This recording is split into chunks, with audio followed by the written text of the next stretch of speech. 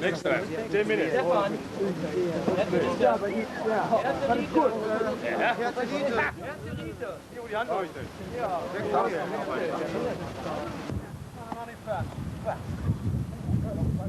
Hey, hey.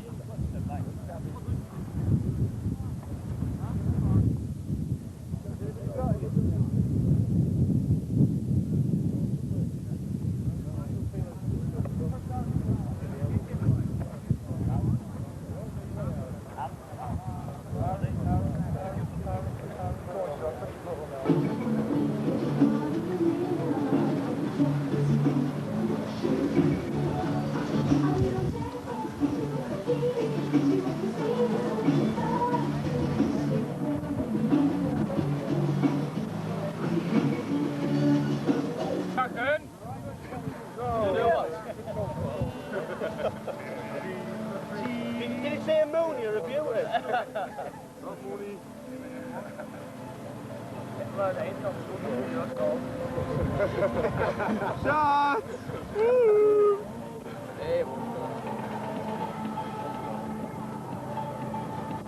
Du nimmst doch aber raus, wenn ich schaffe. Du wolltest ein gutes Musikvideo haben, wa?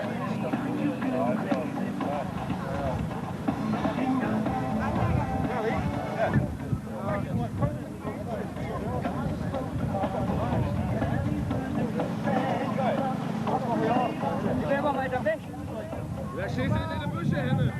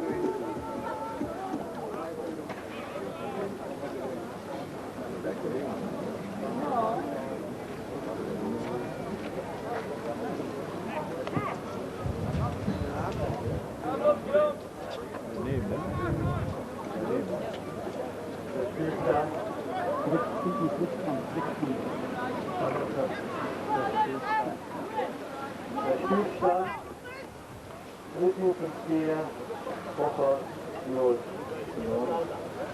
Du musst den früher ziehen.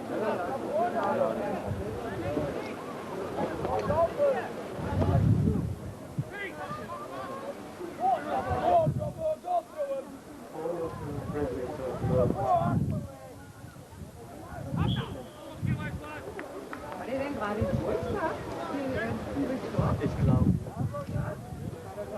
Ich spreche auch so leise. Ja. 1,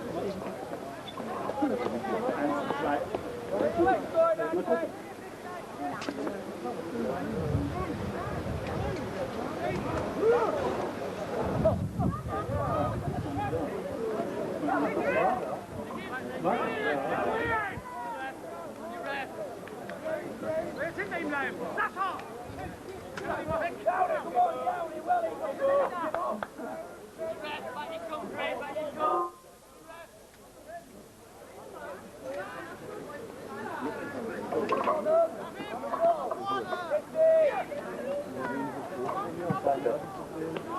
Eins, zwei, drei.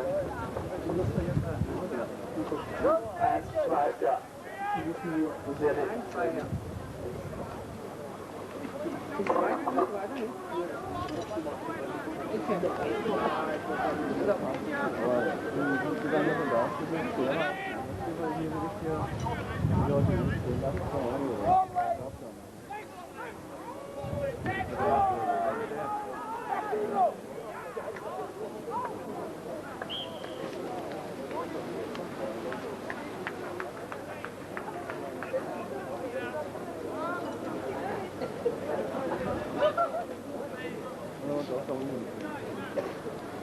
Also nach 4 Tackeln ist das ein Scrum.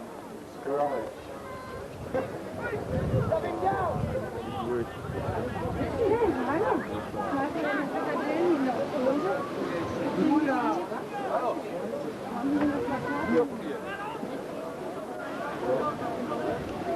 Hallo.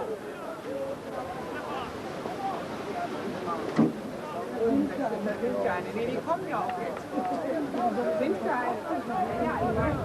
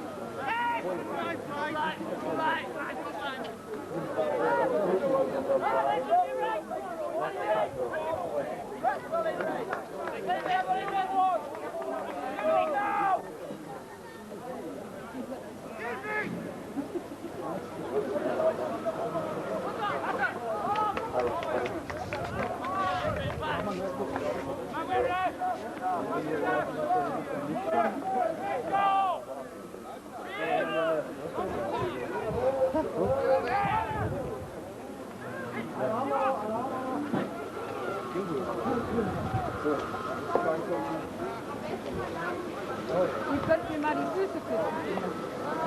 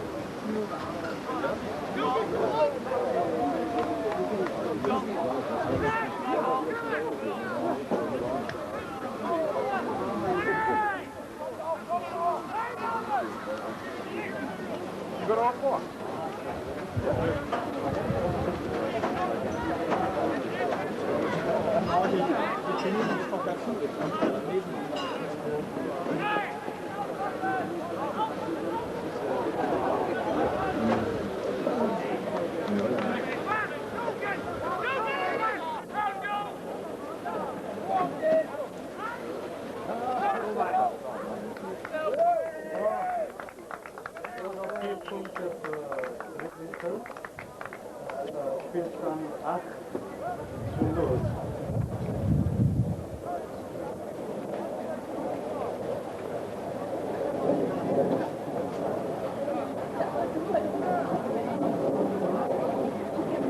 Jetzt muss der Ball zwischen den Pfosten, zwischen den Pfosten kicken. 2 Punkte noch.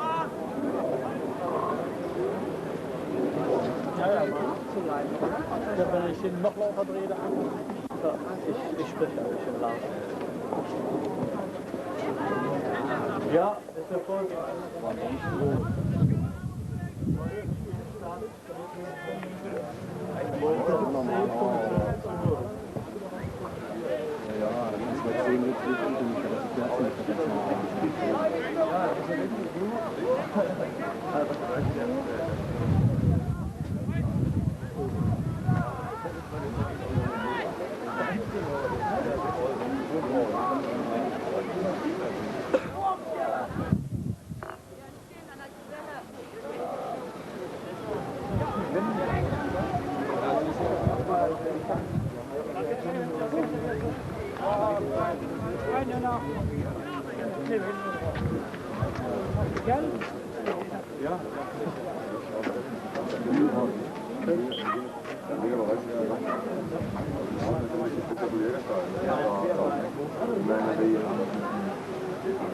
Ihr müsst eure Leute mal hier so ein bisschen unterstützen. Ich habe schon gesagt, wir sind anfeuern hier. Aber können wir den nicht ganz groß machen? So, da passt der Kabel nicht.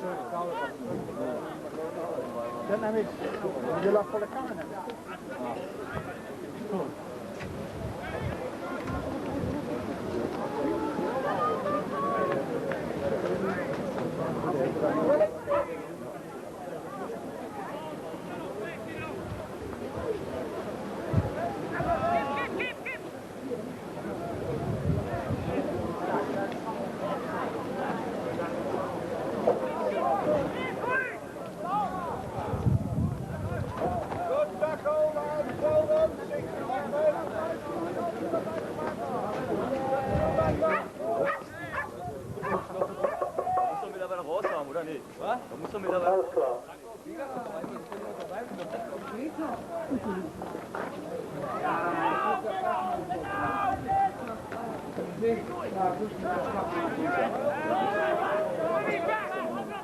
Erster Spieltag, Bridlington, Bockholt, 10:0. 10:0.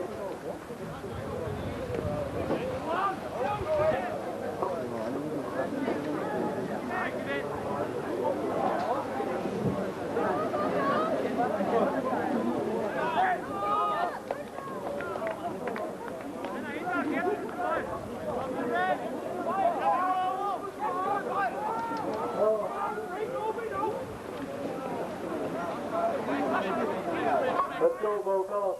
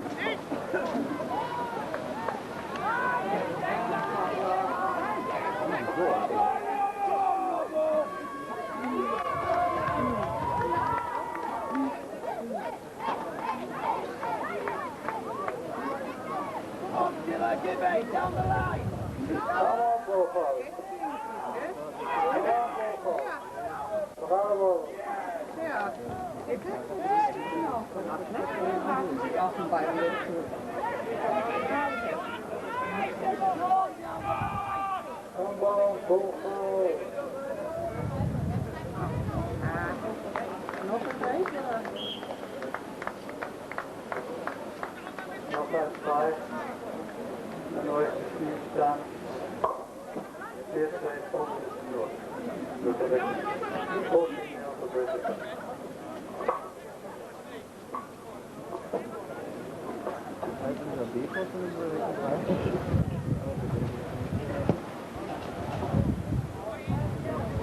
Nein, war nicht der Vollzeit. Immer noch 14 Punkte.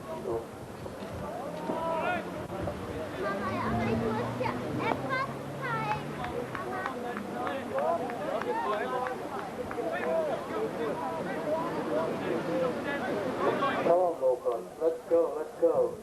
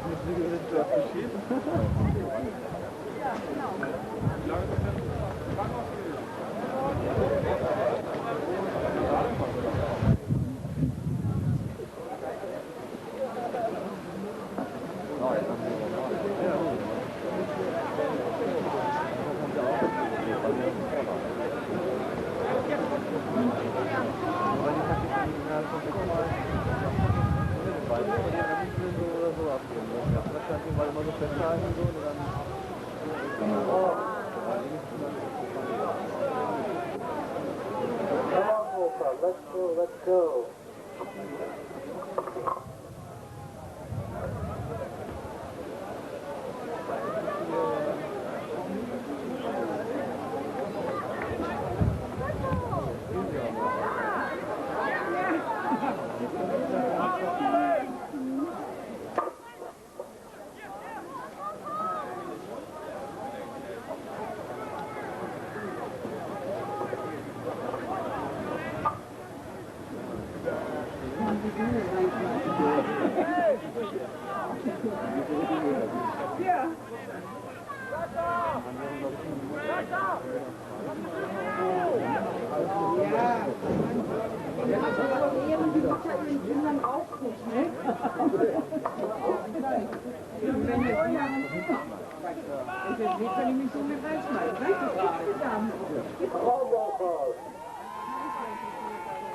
Come on, Bockholt, come on.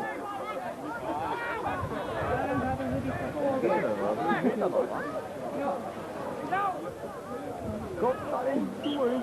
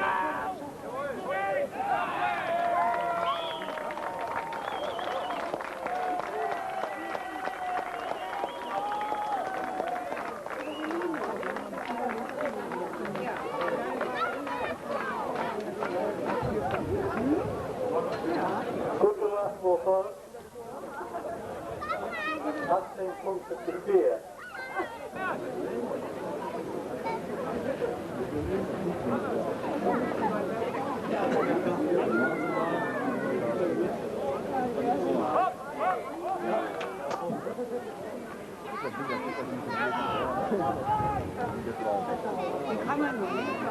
Unsere Burschen rausnehmen, ist ja schlimm.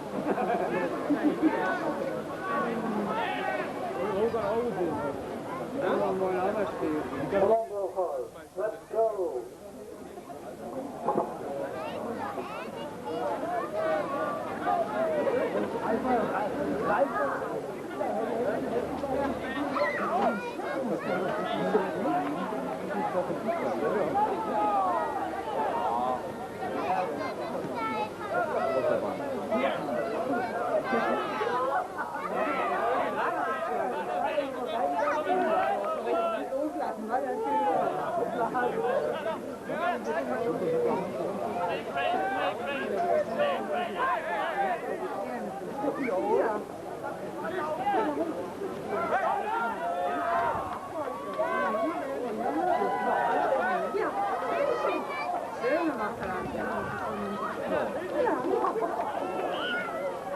Und wie fällt dir das?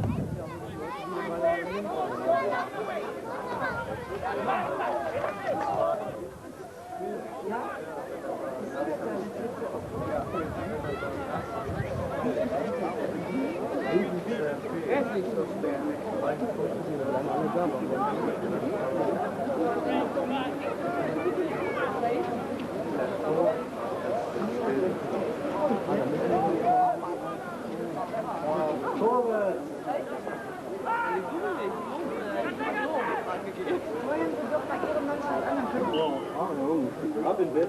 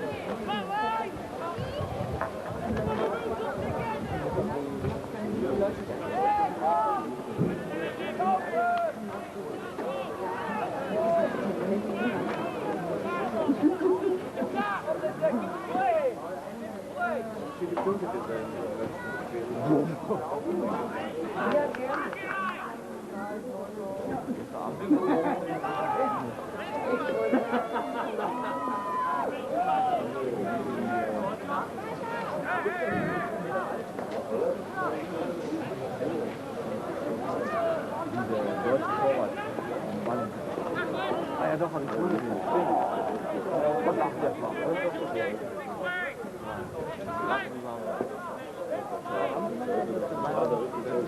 Das Zeug am Donnerstag. Schon wenn die nicht machen,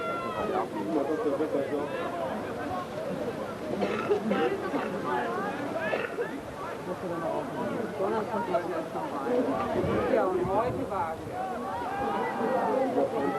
Nein, das ist jetzt zum Nachhinein. Ach, zum Beispiel ist meine. Ja?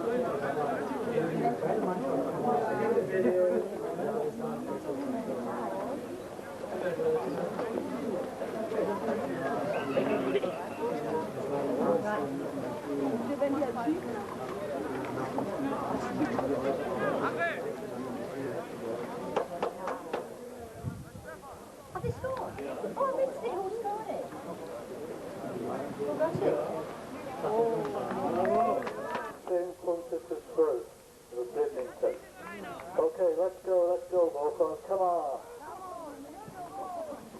Oh, we'll take it.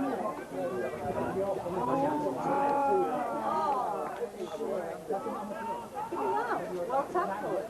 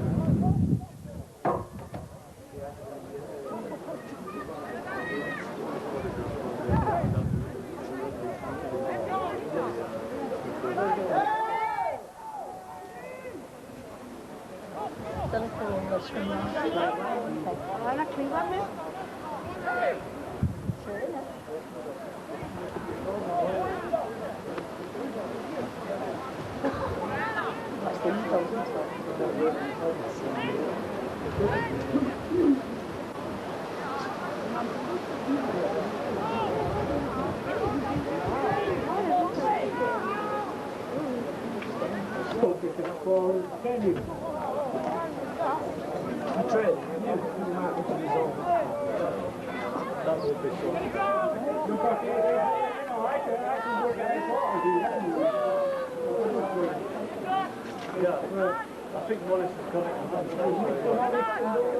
Yeah. Well, I think we might resolve it like David says to me.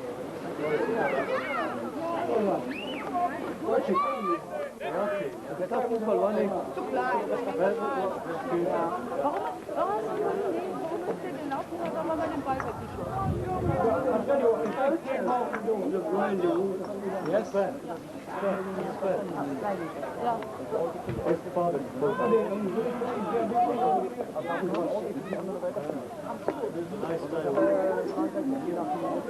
And what's the famous for?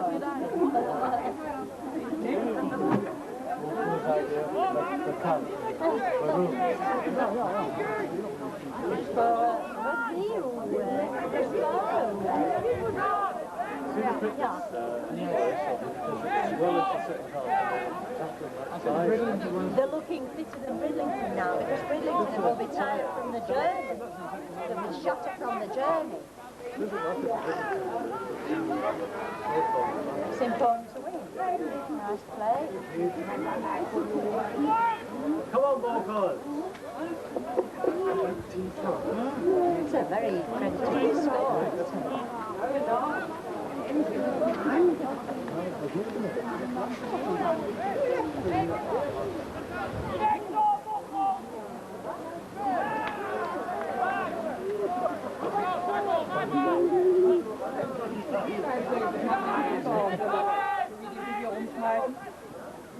We'll take it. He played really well.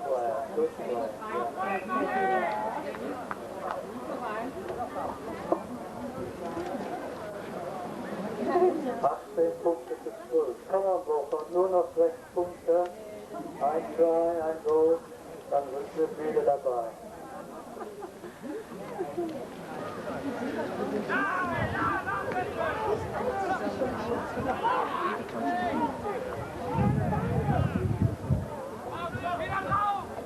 Good tackle.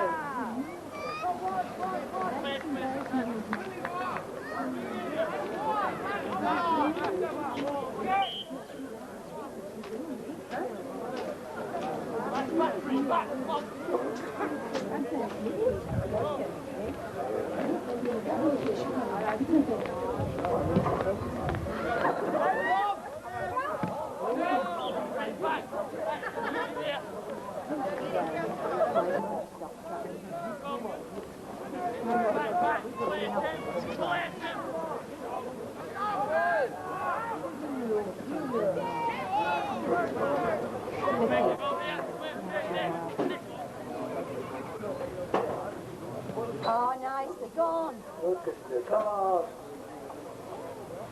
Oh, yes! Ja. Oh, gut gespielt, Bockholt. Come on. I know who it is, but what number is it? 11. Come on, Bockholt. Go, Bockholt. Go, Bockholt. Go, Bockholt.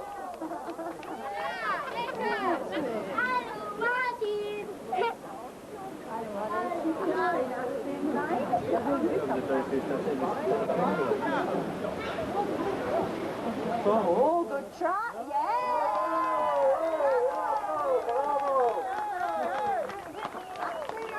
Bravo. 18. Come on, Bockholt. Eagles, Bockholt.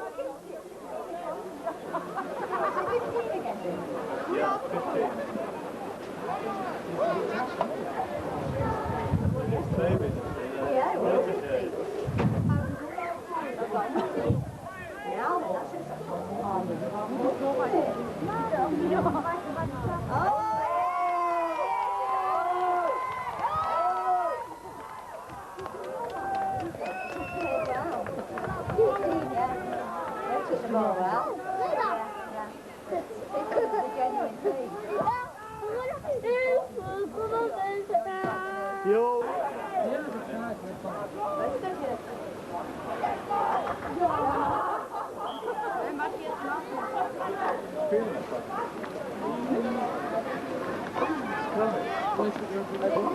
Again. 18 Punkte zu 18. Come on, Bockholt. Ihr habt 20 Minuten.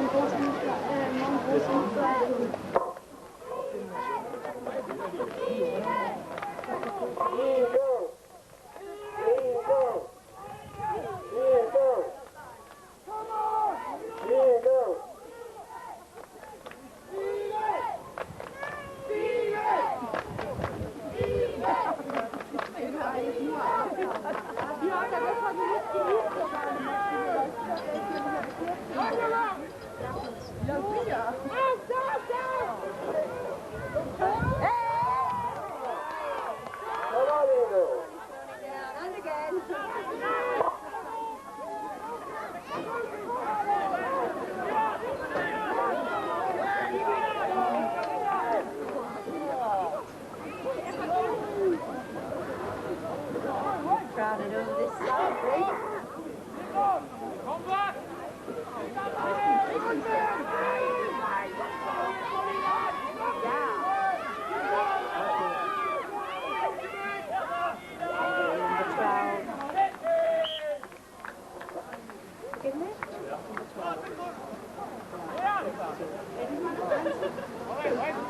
Neuester Spielstand 22 Punkte zu 18.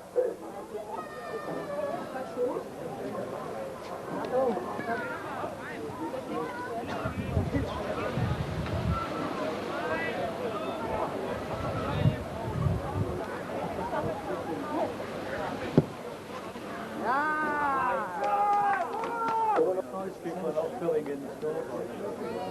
Against the Bridlington, nobody said it. I said, the next time you make it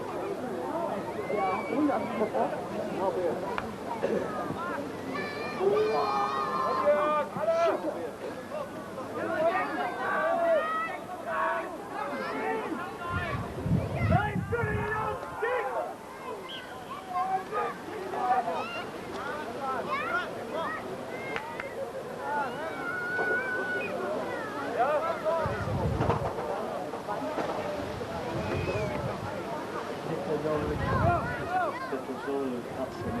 next stage. Stefan is the secretary of the brain tonight, and he tends to arrange it as well as play, but he leaves the captain on the field together.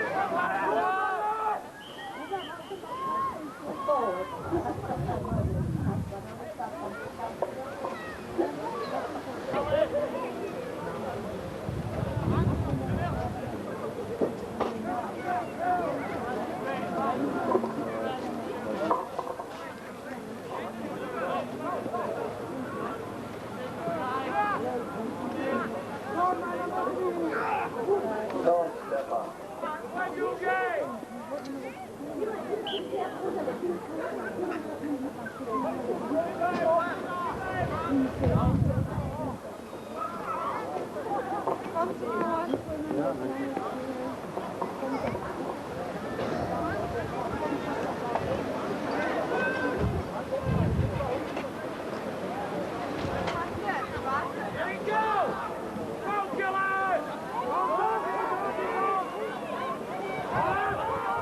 Now one more foul.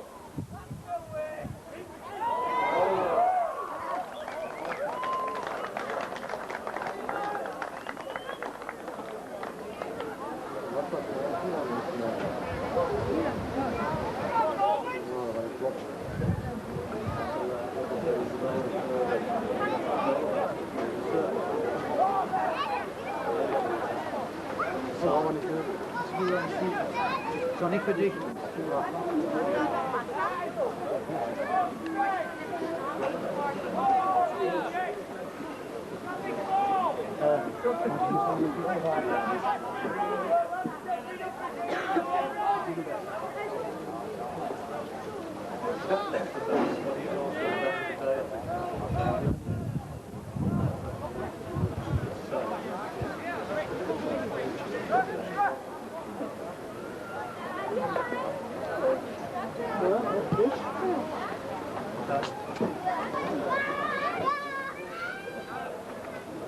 Yes, it is reading it too.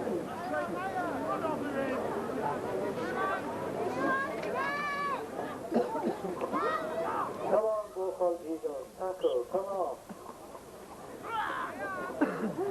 Eagles, Eagles.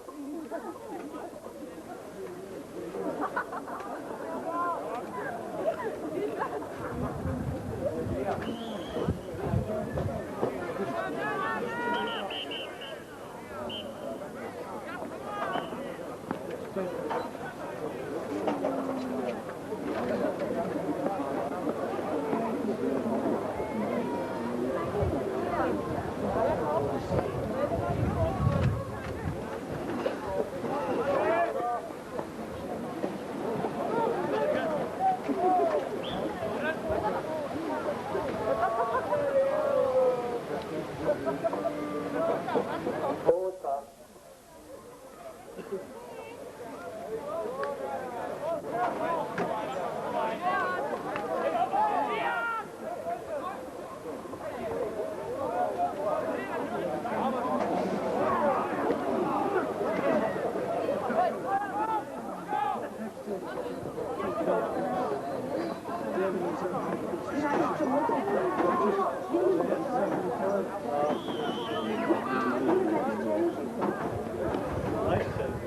Very nice,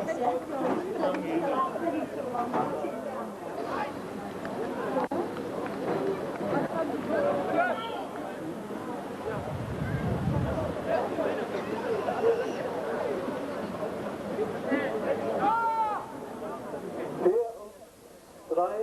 Punkte zu 18 jetzt für Bridlington. 34 points to 18 for Bridlington.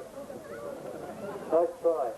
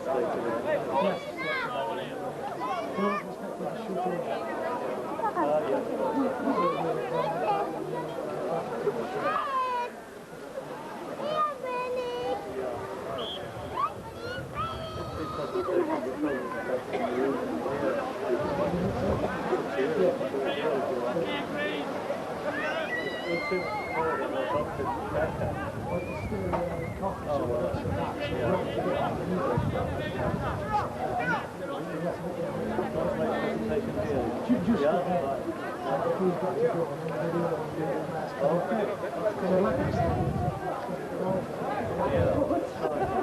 I'll say that the end of the game, just for all those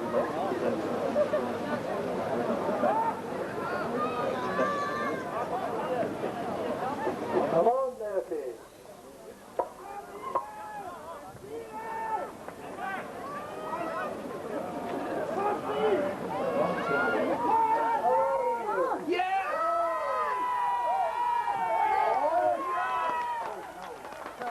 Given a number 8.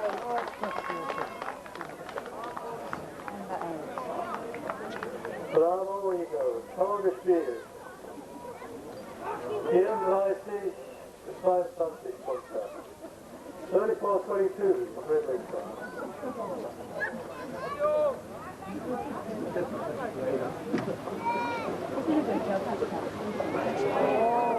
Hard lines. Nice.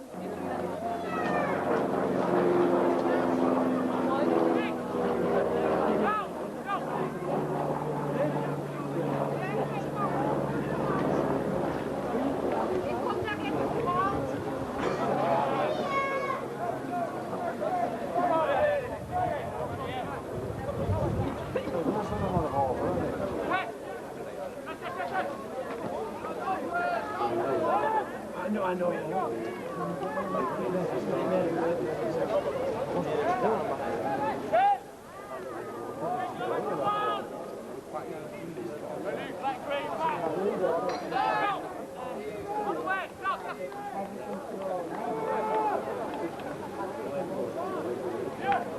Well, that's Morris's too.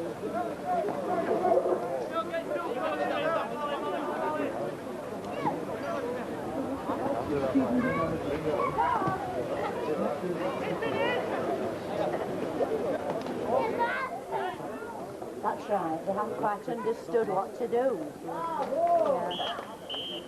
Yeah. Headstand, 34 Punkte für 22. Tolle Spiel, alle Spieler. Vielen Dank. Alle Zuschauer möchten uns bedanken, dass sie gekommen sind. Und hoffentlich hat es ihnen ein bisschen Spaß gemacht, was sie nicht zu sehen. Wenn Sie nur mehr über den Sport wissen möchten, dann setzen Sie sich in Verbindung mit Stefan Mühlhaus. Und jetzt, meine Damen und Herren, der Mr. Oldroyd möchte eine kleine Präsentation machen an Herrn Dr. Decker von Bockholt. Of the town of Bockholt and the presence of Dr. Becker, and on behalf of everyone, there will be no official presentations in the clubhouse afterwards. I think it is only appropriate. No, you all know Stanley's listed for Stanley, he's also listed for the best. Thank you. There's some beers in.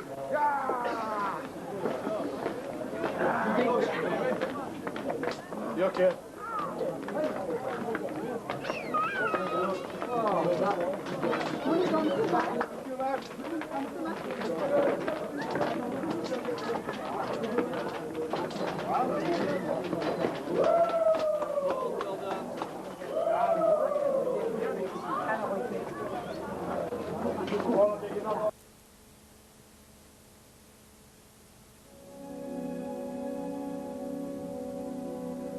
Gaarne ook mag onze blik even verwijlen bij de begane grond. Boven de ingang een steen met het wapen van keizer Karel V.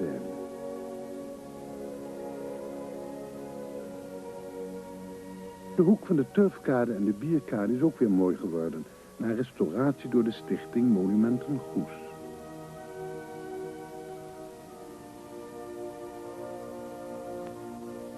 De schrik van Goes. De glanzende, grijnzende gaper zit er vlakbij in een gevel uit 1555.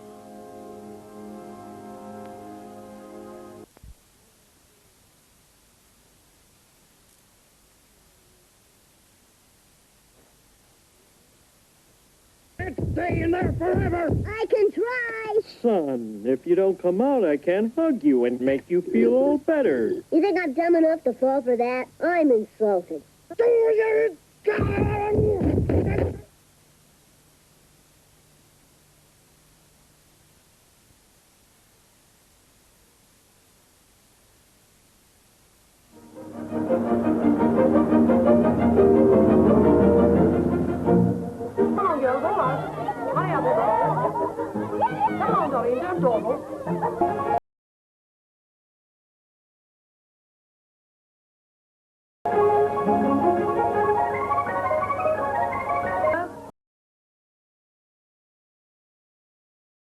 Bridget and Jim. More rain coming, I think. I'll see if I can find them.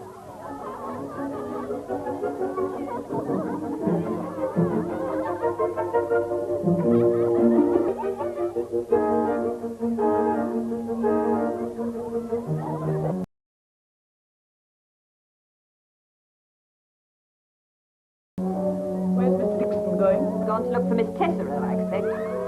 Hadn't you better go with him? Our laps on our way back.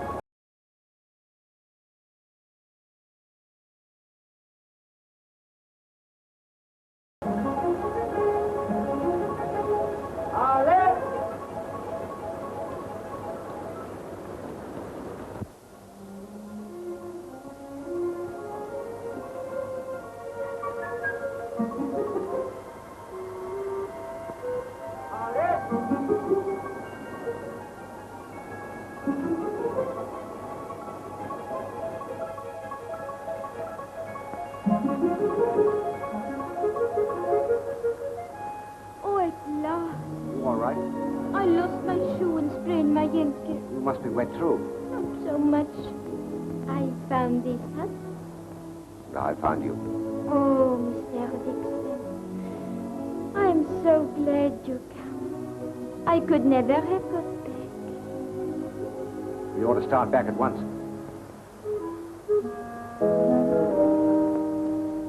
But I cannot walk. You will have to carry me. All right. Put this one.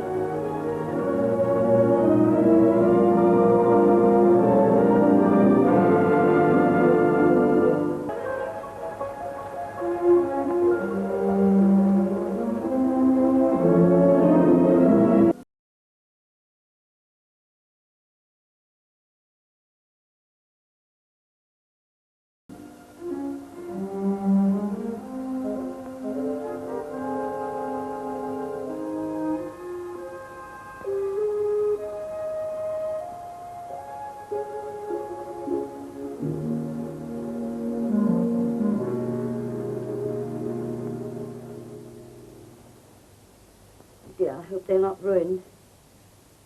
Just look at these shoes. I should think they can be written off as a dead loss. I hope you don't play for Galahad too often. It comes expensive. It's not my fault if the wretched girl got stranded, is it? All right, you can even snap my head off. What a pleasant perfume. I told you, I had to carry her back to the coach. Well, I'll go and get these pressed. Oh, you needn't. Darling, don't clean those shoes all over the carpet.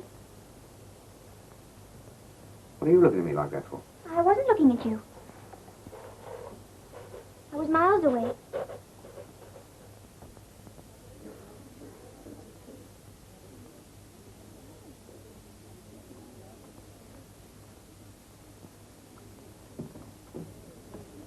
Do you see what I see?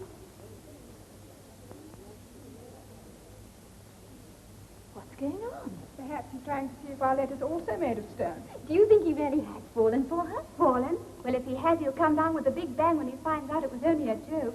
Hope the joke hasn't gone too far. We meet, we kiss, we part. What's all this talk about love? Is it such a great tragedy?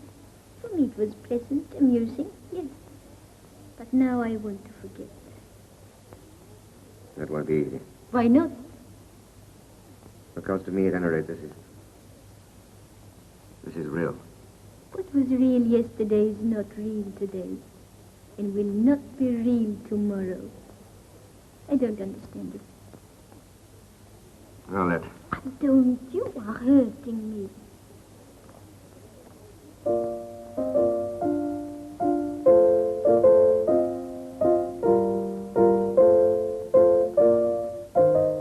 I think Julie's technique's improving, don't you? It ought to. She practices often enough.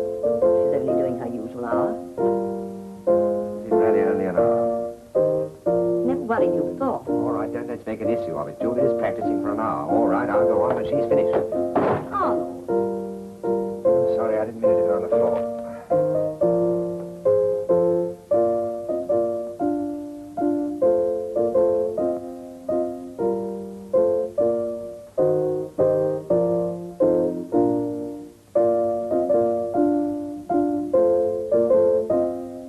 Julie, you better stop now. Go and have your bath.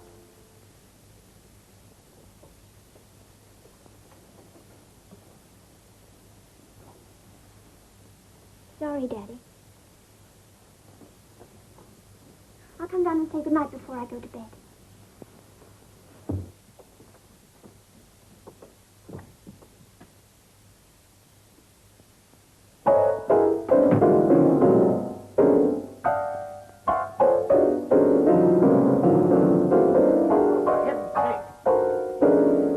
Stop that dreadful row! Helen! Leave me alone. Let me take it off the piano. You've got off your head. Have you?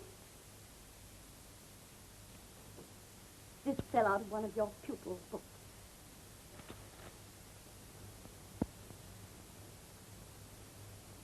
Well, it's just a silly joke. Silly, yes. Joke, no. It's pretty obvious to somebody that although you don't consider Arlette Pesaro a fit friend for Julie, you find her company congenial enough. Well, if you want to make a fool of yourself, go ahead. I gave up my career to marry you, and I can always go back to it. So don't worry about me or Julie. Helen. Forget her. But for heaven's sake, think about yourself. Arnold, remember your career, your books, your position. Don't let a ridiculous scandal ruin everything you've worked for. I wonder if those things are very important anyway. Not as important, apparently, as philandering with a girl not much older than Julie. If the consequences weren't so serious, it would be laughable. Helen.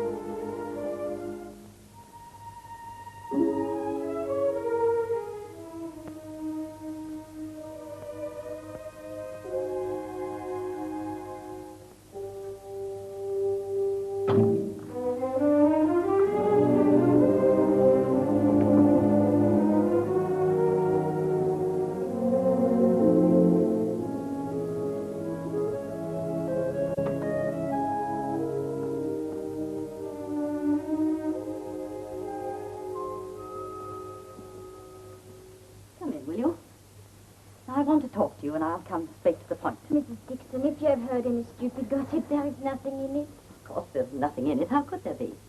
Why could there not be? Why? Well, you're only a child. I'm not a child, I'm 18.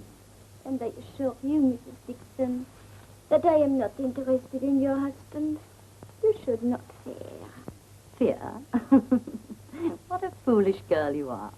I could go about with him, you know, if I wanted to. Go about with him? If I wanted to. My dear child, do you really believe a man of his ability and perception could possibly be serious about a silly little girl like you? Now, you go back to school. You know I really should put you across my knee and give you a good spanking.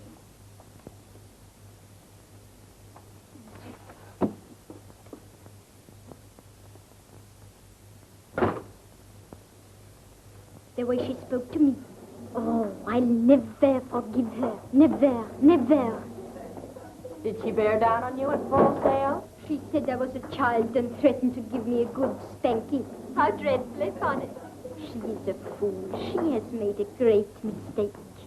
But I bet you give her Arnold a cold shoulder from now on. I had intended to, but But now... Now what? A wife should never underrate another woman. I will prove how quickly I can take her dear Arnold from her when I really try. Now, if a man wants to keep his shop open till midnight, or all night for that matter, like they do in New York, I say he should be allowed... Have you any cigarettes? Yes, sir. I think I could manage to find you 20. Thank you very much. There we are, sir. Thank you. Given up the pipe now? Well, just for a change, you know. Well, as I was saying, sir, I'm a great believer in private enterprise. It was private enterprise that built up the empire. Well, look, I must go now. Good afternoon. Good afternoon, sir. As I was saying...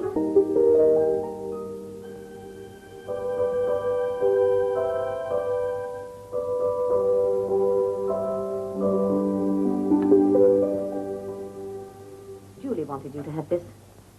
Oh, no, thank you. Afraid I couldn't get back by the early train.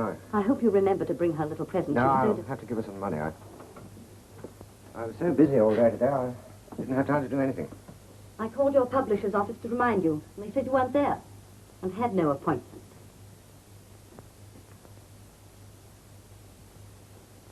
You've been with that girl, haven't you? Yes, I have. No, I was going to tell you anyway. We've always been such friends, you and I, Helen. I can't stand all this lying and deceit.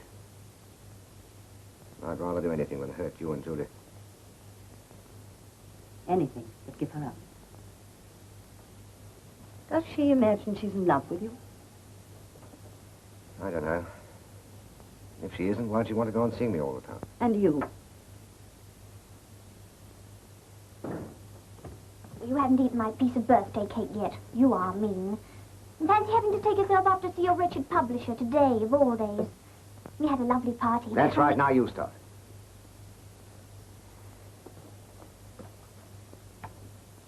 Well, why don't you say it? I'm a bad husband and a rotten father.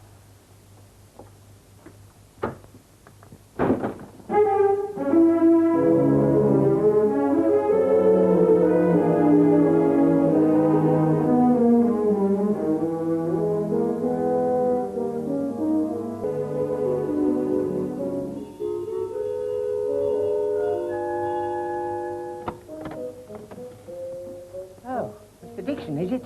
Anything wrong, sir? No, I've just left some rather important notes on my desk. Oh, come inside, sir. I'll put the lights on in the form room so she can find it.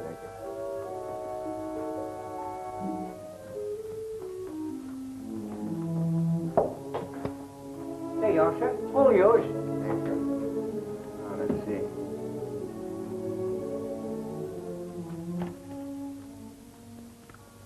Funny, they don't seem to be here. I think I must have left them either Miss Soper or Miss Tesserer's prep book. That's right, I remember now. I was interrupted. Could you get them for me with us? Well, the young ladies will be upstairs by now, I expect, sir. But lights out isn't for another hour. I'll see if I can find them. Thank you.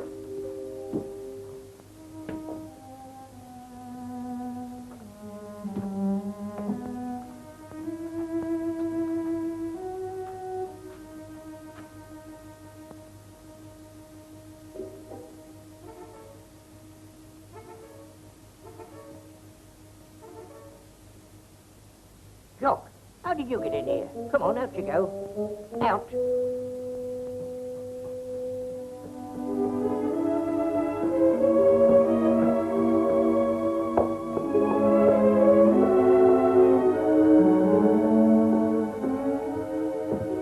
Close the door. Oh, I was hoping you'd come down. I had to see you. What is it? My wife knows. Knows what? About us. I had to tell her. Oh, how nice.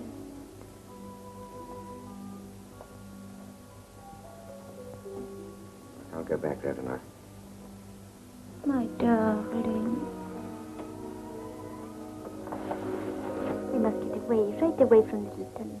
Let us go to Paris on Monday. I will arrange reservations on the Golden Arrow.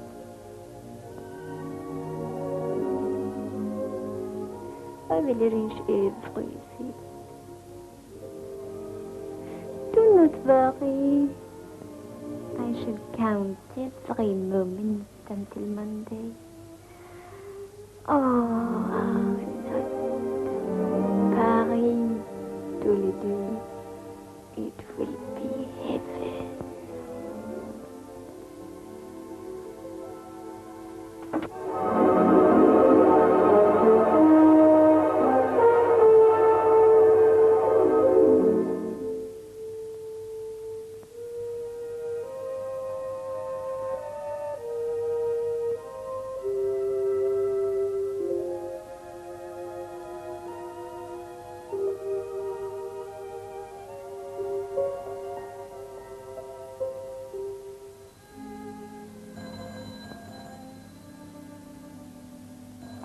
Hello? Hello, yes. Yes, this is Mrs. Dixon. Oh. Good evening, Miss Helen. I'm afraid he isn't in yet.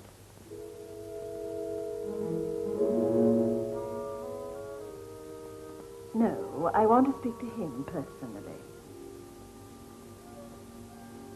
He's not at home, and Mrs. Dixon sounds very distraught. Of course he's not at home. Could I give him a message for you? I don't know. I don't suppose he'll be very late. Yes, I'll tell him you phoned.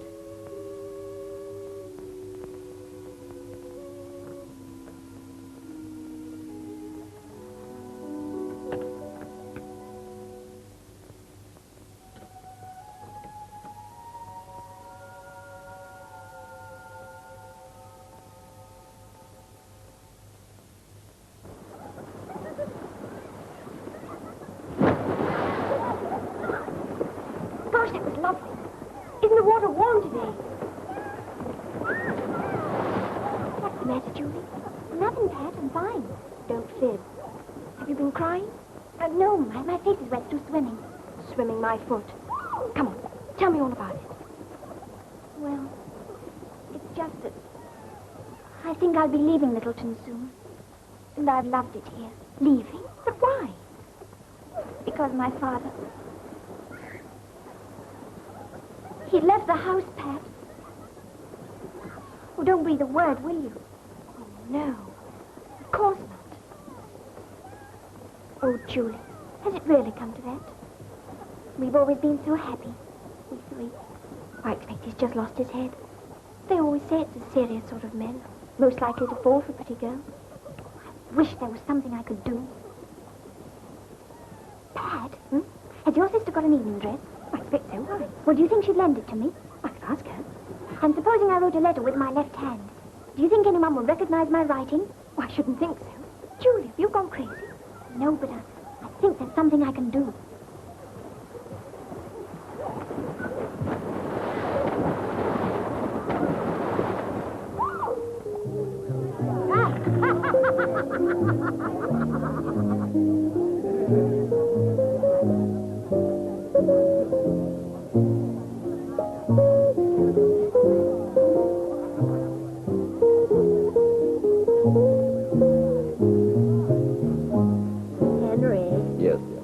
Going to paint me? Tomorrow, dear. And how's Alice? Oh, enjoying life in her own way. Don't we all? And who is her latest conquest?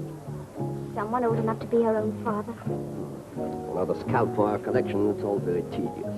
Henry? Yes, dear. When are you going to paint me? The day after tomorrow, dear. Hey. Yes. What the heck? Oh, I'm terribly sorry. I spilt my drink. I'm soaked. Well, that's nothing new. Come on, lie down and keep quiet. Henry? Yes, dear. When are you going to paint me? Next week, dear. Next week.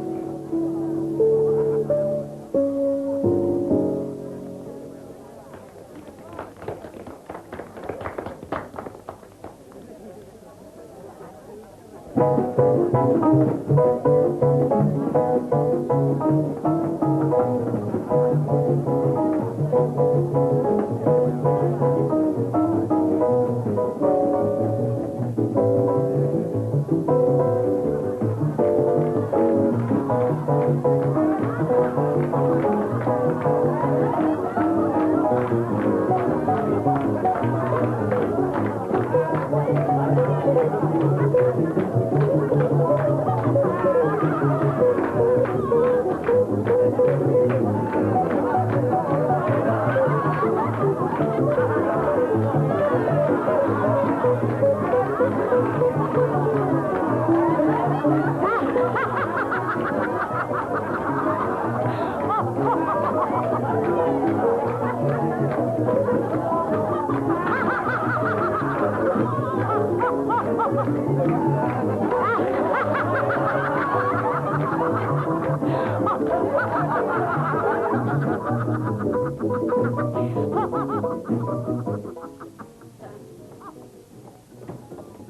what's your explanation of this? Why can't I have some fun? Now, listen, I'm your father, and I'm You not... were my father. Apparently, it's not the first time you've been to a party like this. I've even had anonymous letters about it, giving me the address and telling me if I went there tonight, I'd see for myself. So you came, and you saw your only daughter heading for moral disaster. Is that it? Must be in the family. Julie, how dare you talk to me like that? And where do you meet those horrible people anyway? At Arlet's. At Arlet's. Do you hear, Arlet's?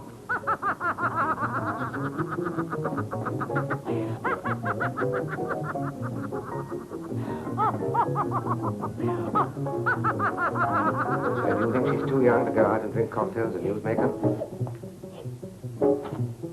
Oh, please, Arlet. I'm sorry, Mr. Dixon. I don't think she's the kind of girl I like to be friends with.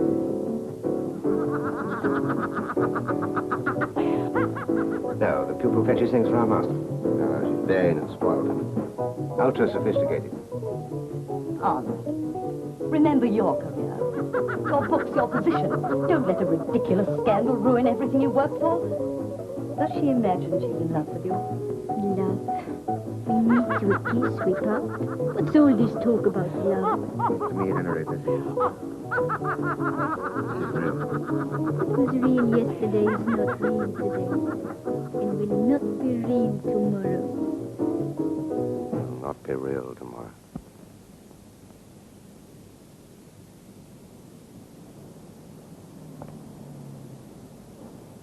What did you say?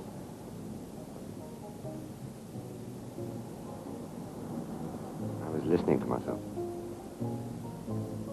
I want you to promise you won't go to any more parties like that. I promise. I don't want any more anonymous letters. That was the first and the last.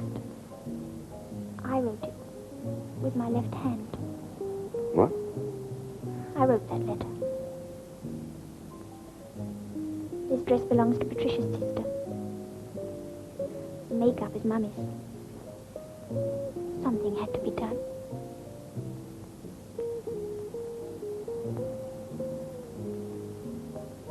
I won't say it again, I promise. Let's go home, Daddy. All right. First, I must go and tell Arlette.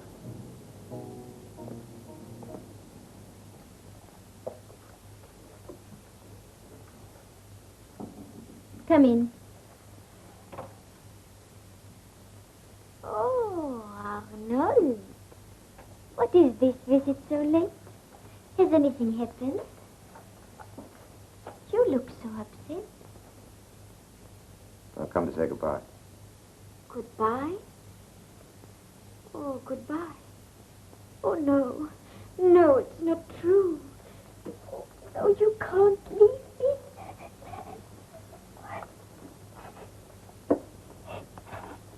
Try and understand, my darling.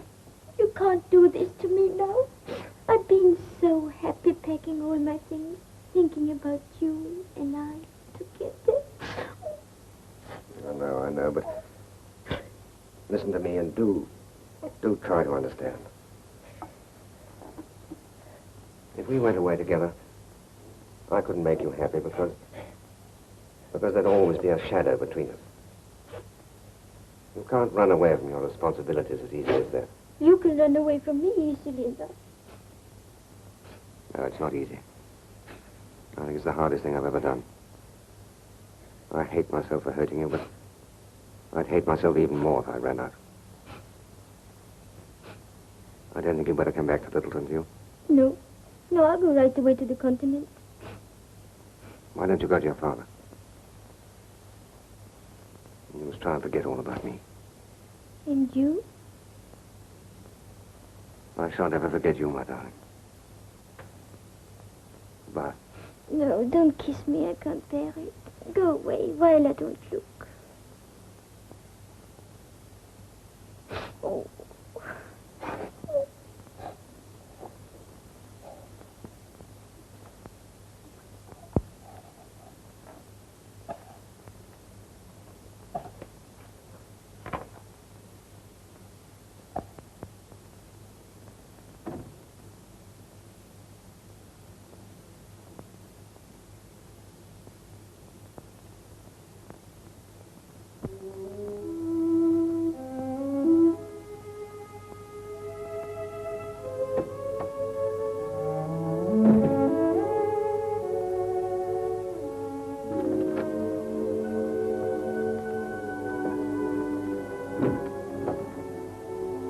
Is everything all right, Daddy?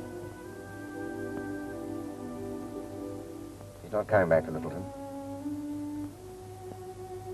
Why don't you go up and say goodbye to her? Really? All right, Daddy, if you'd like me to.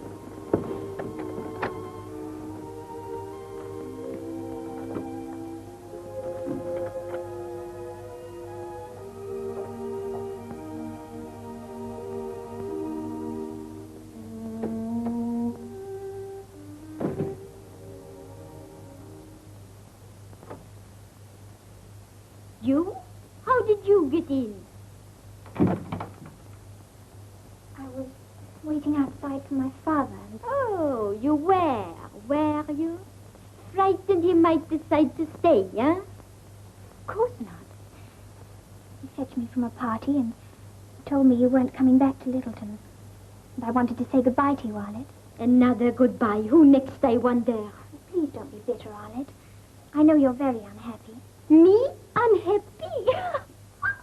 But you wanted to go away with him. You little fool. Did you really think I was going away with your precious father? Of course I wasn't. I don't believe you. What do you think I want with a man more than twice my age? And on top of that, one of the stupidest and dullest men I know. How dare you say that about my father? And there's no need to pretend or tell lies. You were packing to go to Paris with him. That's why you are mistaken. If you look, you will see I'm going to Rome. And if you want to know, I shall be traveling on the Rome Express with him. Now, he is a man any girl would fall for. He is clever, interesting, and very attractive. Your father set out to make me look a fool. Well, I made a bet to get my own back. And now I have made a fool of him. It was very easy. The only person you've made a fool of is yourself. I think you're despicable. And I hope I shall never see you again. Do not worry. You never will.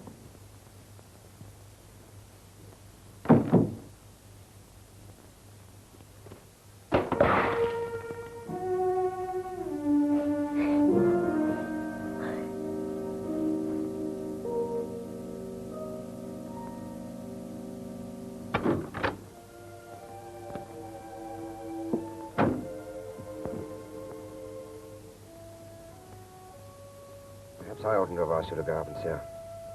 Oh, I'm glad I said goodbye to Arlette. Did she say anything? Yes. She said you were a man any girl would fall for. Clever, interesting, and very attractive.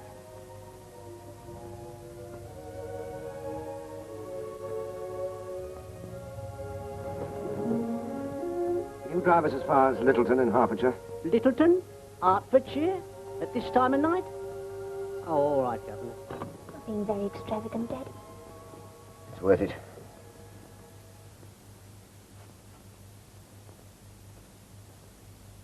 Helen, darling.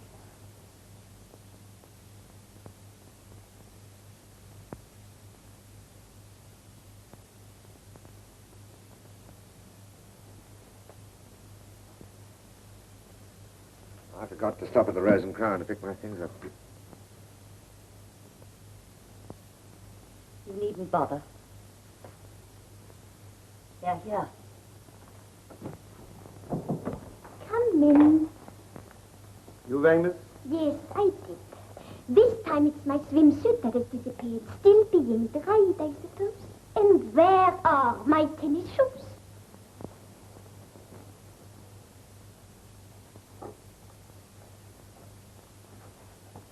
Will that be all, miss? Yes. No. No, I've forgotten what it was anyway. What kind of servant are you? Throughout so many years, it has been my privilege to serve Mr. Tesserell, whom I consider in many ways my superior. I have always endeavored to tolerate his abominable daughter, but I fear without success. I have avoided putting my thoughts into words, but I think the time has now come when I may permit myself the liberty of saying that you ought to be put across somebody's knee and spanked hard. Furthermore, if it did not involve a certain loss of dignity on my part, I would not hesitate to do it myself. Good night.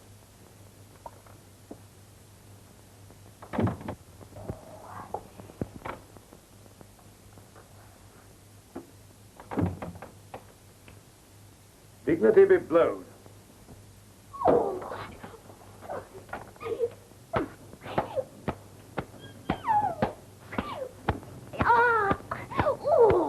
This is the end.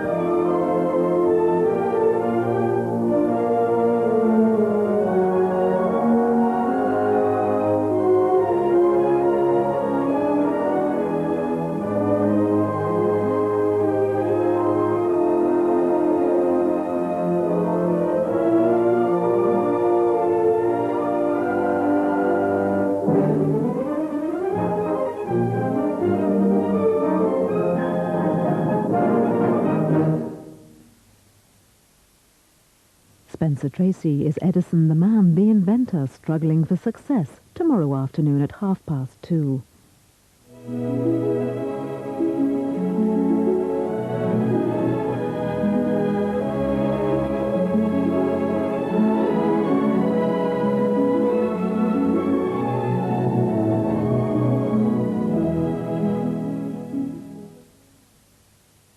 Next on 4, Pete Smith reveals the amazing coincidences that changed the course of history. Thank you. Can't wait to see your dad's face. I wonder what he's going to say. That's Kingsmill. Oh, yeah. It's better bread. I can see that from the outfit. Not the butler. The bread. It's Kingsmill. Better bread. Oh, well, that's easy to remember then. Bread and butter. Only top-grade flour goes into Kingsmill, the loaf that's better bread. Murray, we're history, Murray. She's using Domestos multi-surface cleaner. So what if she is? So what? This Domestos multi-surface cleaner has superb cleaning power. Now, I've heard that before. Yeah, but this is different. Unlike some other cleaners that leave her kitchen germ-free. Like I said, we're history. Germ-free? She won't use it down here on the floor. Domestos multi-surface cleaner leaves your home not just clean, but hygienically clean. Us germs aren't safe anywhere now. Get me detergent and fabric softener. Detergent, softener. Don't forget my purse. That's not enough. I'm dead. Bold Ultra all-in-one. Cleans. The softener in it. I've got enough. Thanks. But no thanks. You made a good choice. Was it expensive? Actually, it costs less than yours, see. There. Brilliant. Then we'll be buying your Bold Ultra from now on. Won't you?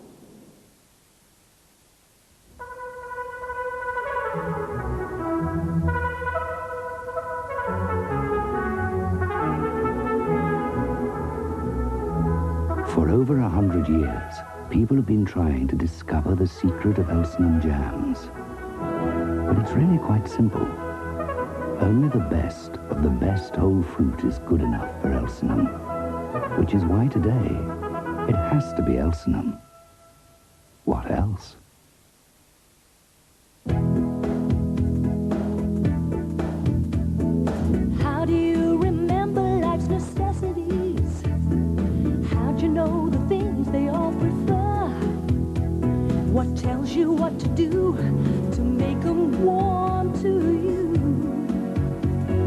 makes the meal you cook and cause a stir. Cross and Blackwell. Try turkey casserole, a great new recipe. Cross and Blackwell. Today's great tastes.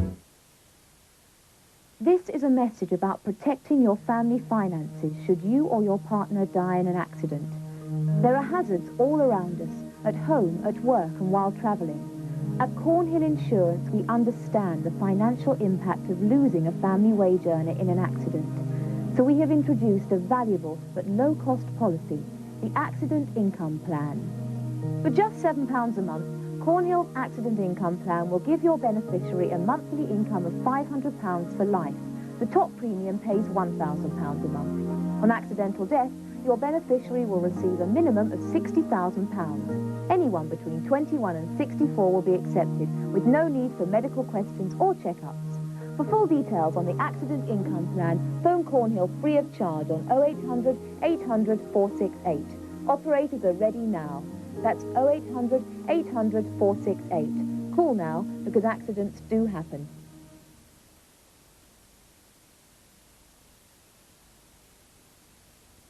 In 1973, Alan Wicker risked life and limb for a personal insight on Californian society. Vintage Wicker Way Out West begins Sunday the 10th of November on 4.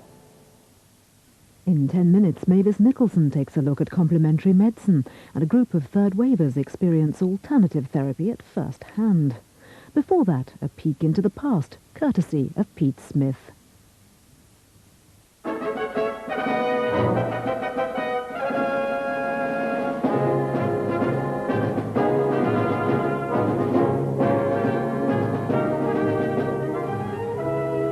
Do a bit of debunking. Take, for instance, the famous Battle of Hastings. History books tell us that 10,000 soldiers fought on a certain hill the day William the Conqueror beat the English. Yet, when we figure it out, well, we find that to get 10,000 soldiers on that hill, the men would have had to lie down, shoulder to shoulder, 10 high. Brodie was at a bar, miles away from the Brooklyn Bridge. Then there's that great Chicago fire, supposedly started by Mrs. O'Leary's cow. Actually, the fire started from the spontaneous combustion of wet hay in another barn. And now the highlights of a historical oddity which begins in 1912. Here, Edward Benedictus, a French scientist, and his beautiful young bride. But their happiness is about to be shocked by a sudden tragedy.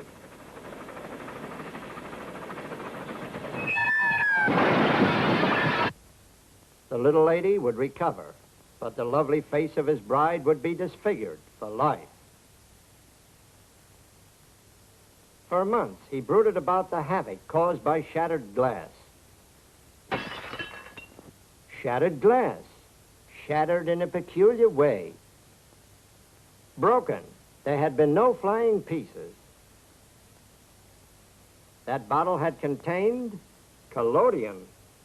The broken bottle had no stopper, so the collodion had dried.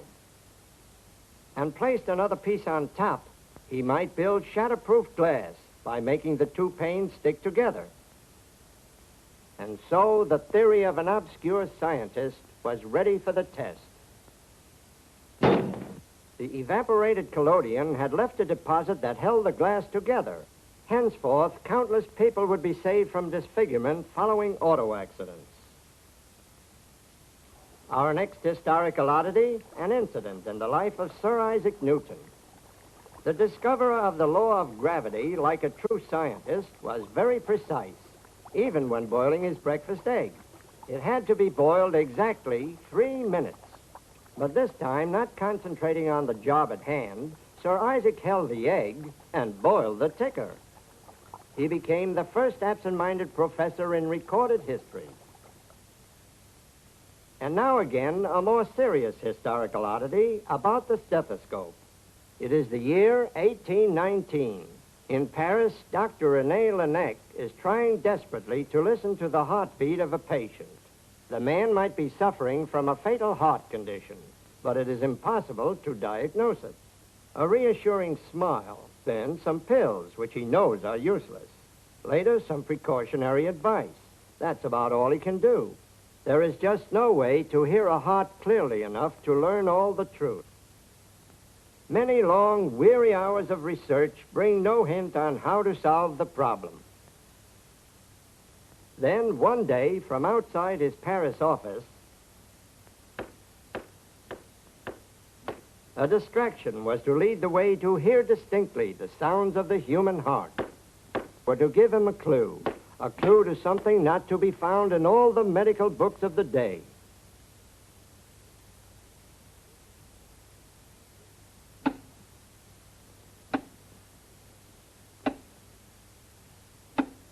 With ear to desk, the sound had been magnified.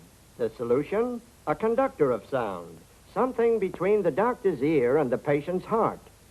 And so, for the first time, a doctor hears heartbeats clearly. A simple rolled-up paper tube, the beginning of the stethoscope. The development of his vital instrument became a great factor in the march of medicine, and all started by children at play, tapping on a toy. Other historical oddities may be found in the origin of simple customs, like the handshake. In the early days, when you weren't sure about the guy you met, this is what happened. As soon as he disarmed, well, you grabbed him before he could snatch his weapon again. Tipping your hat when you meet a gal also has a touch of oddity about its beginning. In days of old, when knights were bold and wore tin can suits, a man's view was obstructed by his headgear.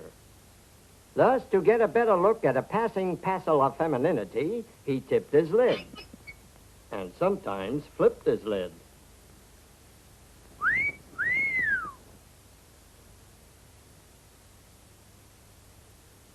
Once more, we go from the amusing to a more dramatic historical oddity. The year 1744, a malaria-ridden young clerk working for the British East India Company. A student of military tactics, he had joined up to get action, adventure, but they put him in a room and made him a bookkeeper, impoverished, sick, despondent. And so he came to the most terrible decision a man can make. He'd made up his mind that here was the one sure way out of this world.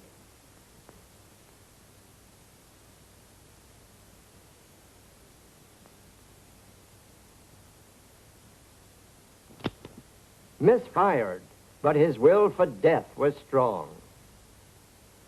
At this very moment came the news of a native rebellion. His military ambitions could now be realized. Every man was needed for the service. History tells us that this was the beginning of a famous military career. That pistol, why hadn't it fired? Was it completely defective, or was the incident a trick of fate, the outcome of which might have been tragically different in a matter of seconds?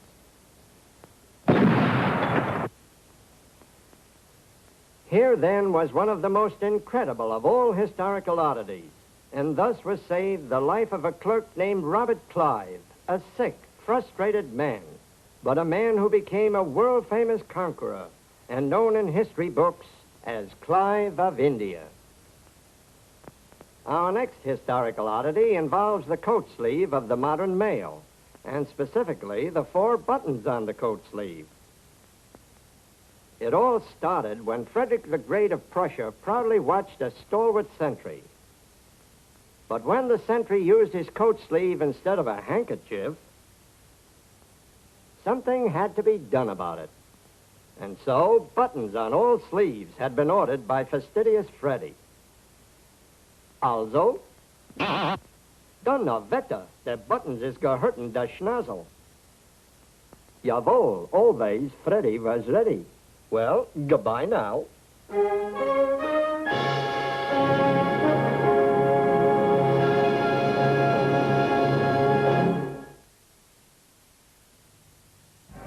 Thursday's Critical Eye is a searing examination of Britain's policy in her last major colony. 64,000 Vietnamese refugees are being kept in appalling conditions in camps and detention centres in Hong Kong. How can the British government justify the situation? And what effect is it having on the Vietnamese detainees? Critical Eye, Final Betrayal, Thursday night at 9 on Channel 4. Now on 4, Third Wave, with a full examination of complementary medicine.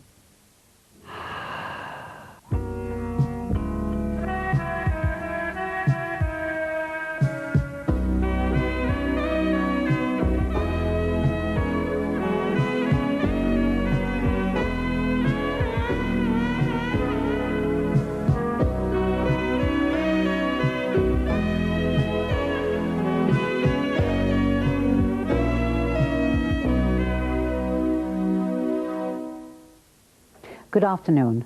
Medicine has progressed from leeches to lasers, and a good thing too, you say? Well, yes, except that its increasing expertise has moved its body of knowledge further and further away from our own understanding. No sooner have we got away from putting our blind trust in the medical experts than they start baffling us with science again. If only it was all easier and simpler, more natural and more immediate. Which brings us to this afternoon's programme. Today's film is called An Alternative Prescription. And Third Wave has taken 5 volunteers with no previous experience to an intensive course of talks and treatments of 5 alternative medicines, or complementary medicines, as their practitioners prefer to call them. Alternative is often used in a derogatory way, and they say they regard their treatments not as a total alternative, but as something that complements traditional medical treatments.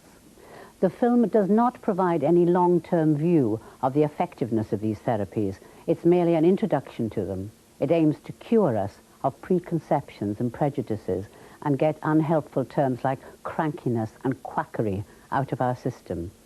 But you make your own diagnosis.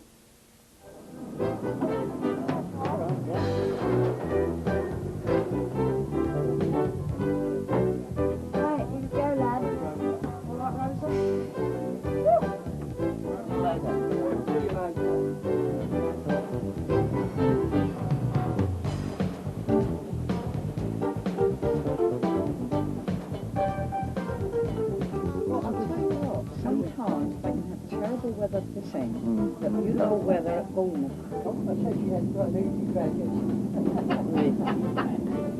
I like it. I thought it was just a treatment place. And we were going along for a massage or osteopathy or something like that. But now I realise it's a sort of little health spa. I'm getting quite excited about it. No, I said what little I've heard about it on the television one thing. I mean, it sounds quite interesting, actually. This weekend, we're going to try and see what this other alternative medicine will be like. Yes, in the West Indies, we use a lot of herbal medicines. We have them in the garden, out in our garden, and we'll go out and pick them. We don't buy them. Used to play a little bit of amateur football about 100 years ago, and I've got weak ankles. When I do anything daft like go to a disco at my college, the ankles just balloon. Hello? All there. Right. We're all there. We're all overnight back. Yeah. But nothing there.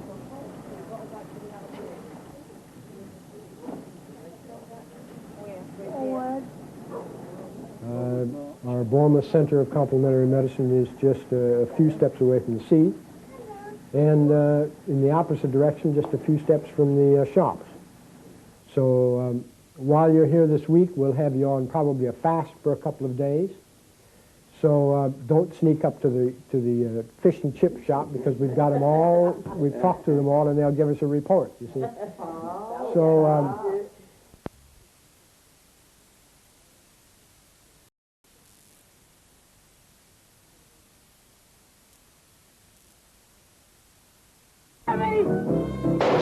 take it easy, Chief. He's crazy. How do you know how I feel about you? How deep it goes? Hey, Johnny, what are you rebelling against? What do you got? On for the highlights from day 12 of last autumn's Basho, including a profile of Hawaiian Chad Rowan, better known as Akibono.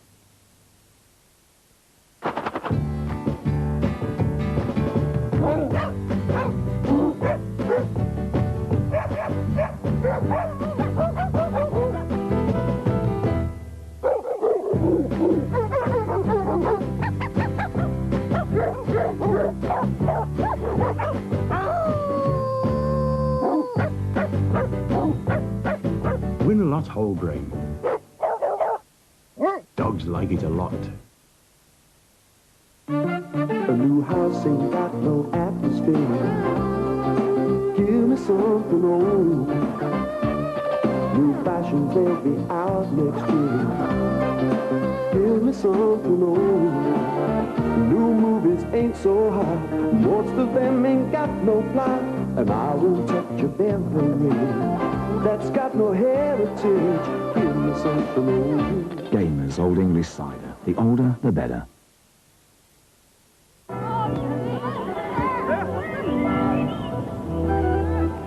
Have a break.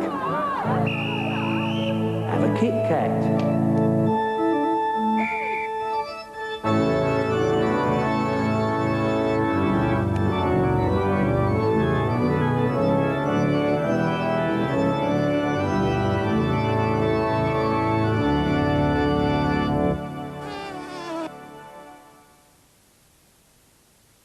Gold Star.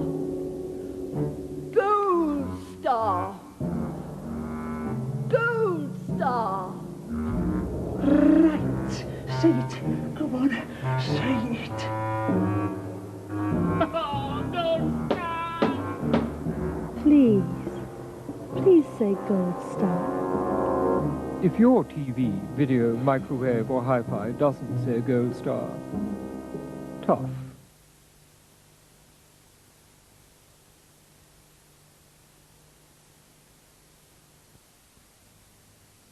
The team that gets you to the very heart of a good story. Drop the Dead Donkeys back this Thursday at 10 on 4. The idiosyncratic musical style of jazz saxophonist Lol Coxhill is explored in half an hour here on 4. Before that, action from the big boys in sumo. Welcome to Tokyo, where planes and ships and trains converge again on the Sumo Stadium.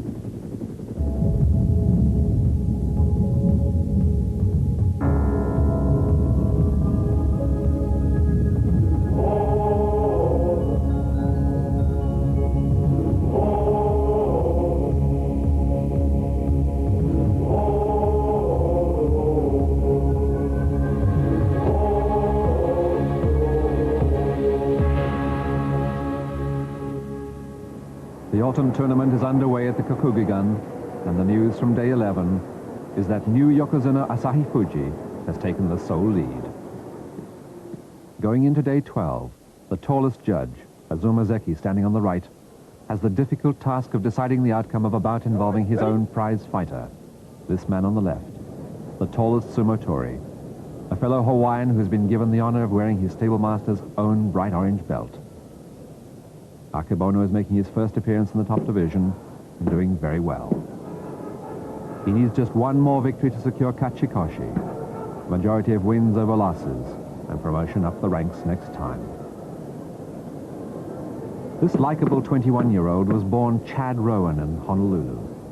He came to Japan just 2 years ago. He's already being talked about as the most promising and the most conscientious foreigner ever to enter sumo. His 6 foot 8 inches would normally be a liability, but he weighs 400 pounds and has the strength and skill to put this huge frame to very good use indeed. He is matched today against a veteran of 10 years from the same successful stable as the Wolf and the Bulldog, this man on the right, Takano Fuji. He's also tall, 6 foot 4, but 100 pounds lighter than Akebono, and without the bulk or the strength to offset his long legs and his high hips. Takano Fuji has a success rate of 43% and no real chance of getting to the upper ranks.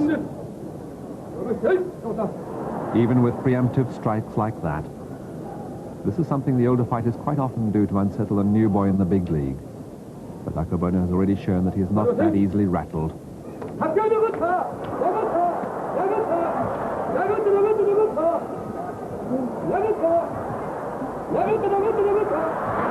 The referee gives the bout to Akebono, but it was very close. The big man may have touched ground first. The judges are not happy with the decision. They clamber up onto the clay to discuss what happened and to listen to the verdict of those behind the scenes who are watching the action replay. Akebono takes the initiative right from the start. All Takano Fuji can do is defend and back away from the assault. But he does this fast enough to take a canny sidestep along the rope. There. And that keeps him in the air just long enough to see Akebono grounded. And the big orange limps painfully away with a sprained ankle. The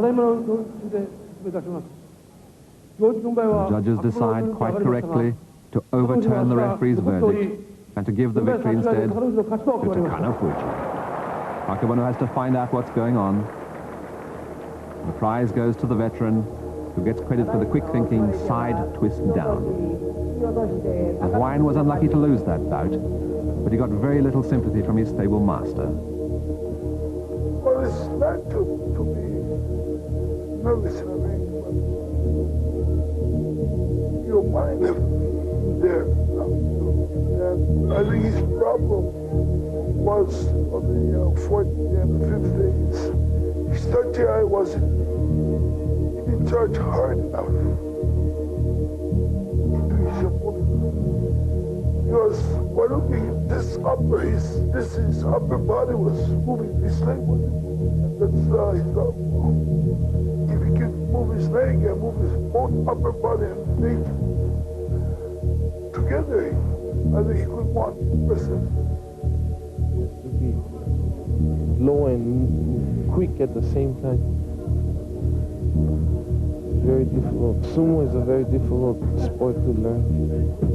People can talk about wrestling, but it's real hard to actually do it, especially in the professional ranks. Initially, what I'm going to teach him is his body, get his opponent off balance, then try to go into his opponent. That is one of the best ways, best technique for him. 8 years ago, another big Hawaiian went through the same initiation, which took him to the top ranks in just 14 tournaments. Akebono regards Kunishiki as his role model. I want to be just like him, and our Oyakata want to be a strong wrestler and respected by the Japanese people. No one could have been happier when Kunishiki won his first title last November. That was the best feeling. We were all there at the locker room waiting for him. That was the best feeling. Oyakata felt the same way. He know what that feeling is like, because he won the Yusho once before. Well, I felt very happy about that. I knew someday that he would win a tournament, but it would be only time, and he did it, and I'm very happy about it. I feel as if Chirufuji retire, then Kunishiki will be Yokozuna. Kunishiki came very close to promotion this year, but was stopped by this man, Bulldog Hoktumi, who always seems to be in his way. These two have met 28 times in the last 5 years, now all square at 14 bouts each. The Bulldog is 3 inches shorter and 200 pounds lighter than Kunishiki, but is a far better tactician and seems to have more confidence in himself. Being a Yokozuna already is a help. Hoktumi is one of those who seems to have risen to the responsibility of the rank, as Kunishiki himself might well do, given the chance. He has found a new way of fighting in the last year, a way that seems to suit his temperament, a way that could give him enough security to relax, make the best use of his natural advantages of size and strength. He's never been short of ring presence.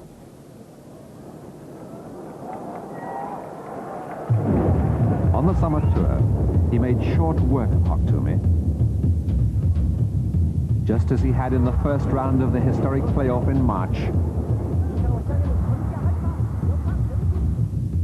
But when it really mattered, the final victory went to the indomitable Bulldog, who once more demolished the dump truck. It's hard to get it off your head after the tournament. In this tournament, he trails by 2 defeats to Hoktumi's 1, and the clock keeps running. Kunishiki is now 26. He can't expect to fight for as long as lighter men. He's going to have to make his big push for promotion soon and win the necessary 2 tournaments in a row. And his chances of doing that will certainly increase if Chiyonofuji and Onokuni retire soon and leave Hoktumi and Asahi Fuji alone at the top, having to cope with the challenge of a tough new generation of young fighters.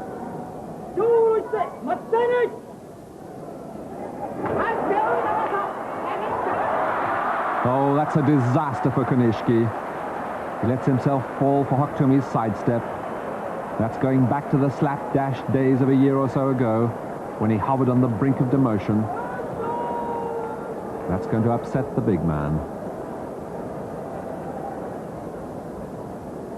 Kanishki rises 4 square to the Bulldog's attack, but he isn't concentrating hard enough to see that dodge coming. Oktumi is faster on his feet. When his throat hold fails, he goes instead for a twist and a slap down from the side. Tsuki Otoshi. This is the most common form of defensive technique, often used by smaller fighters under attack, making a big man's momentum work against him.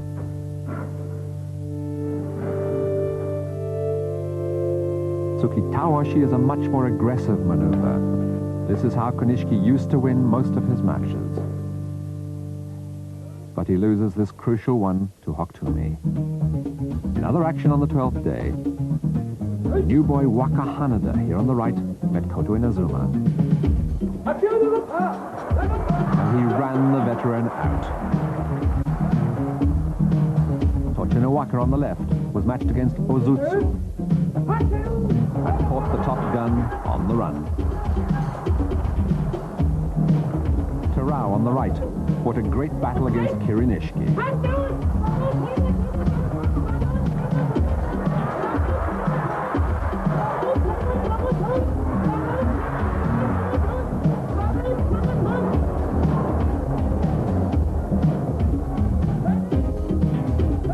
Terao not only ran rings around the big man, but he left him very angry with himself.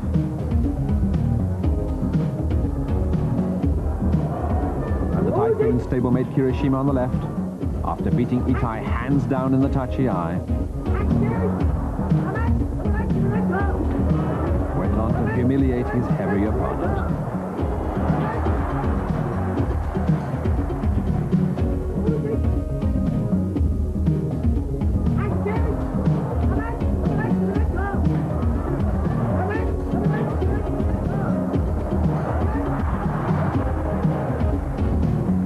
Puts the pressure back on Asahi Fuji, who leads his first tournament at the top. Join us after the break to see how he won promotion last July.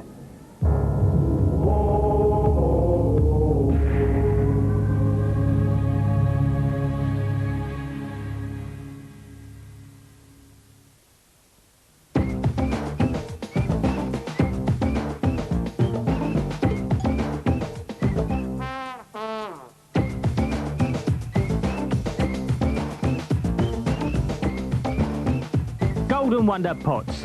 Pots of warmth, pots of choice and pots of taste.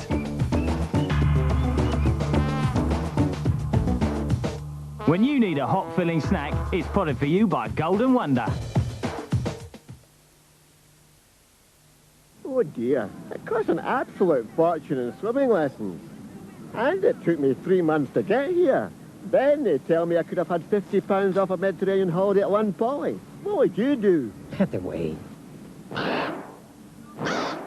Oh no, give us a break, pal. You've never seen lips like these before, because you've never seen lip color like this. Now, CoverGirl introduced Lip Advance, a different kind of lip color. The cream powder goes on richly. The top coat feels moist and silky. So Lip Advance lasts, and lasts, and lasts. How much longer? Soon. And lasts. Lip Advance from CoverGirl, redefining beautiful.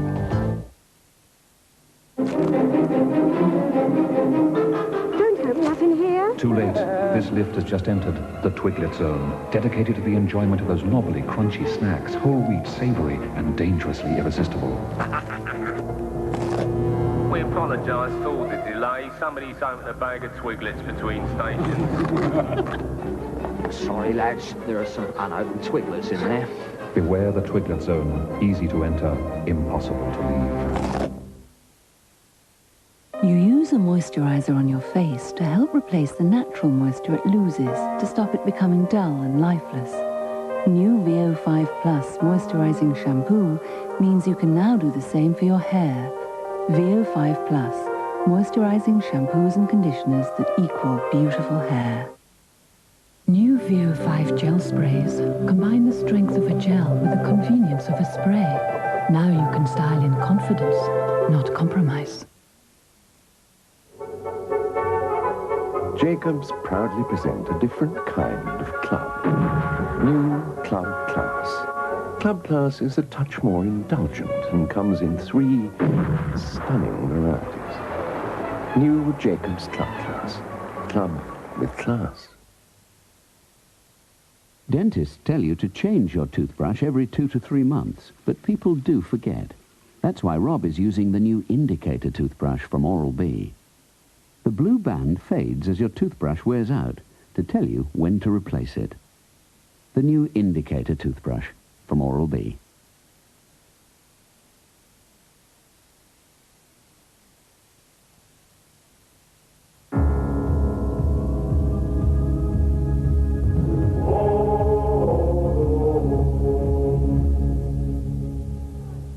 On day 11, Mitoizumi limped off after falling heavily on his already weak left knee. But today, he's back on the dohyo, still bandaged, but faced with the uphill task of having to win all of his last 4 bouts to avoid demotion. Today, he faces the unknown, a match against Takatariki, one of the new boys, the next generation, who have suddenly exploded onto the sumo scene, young, strong, and quick. And with a good measure of the sort of cheeky irreverence that used to be Mitoizumi's prerogative.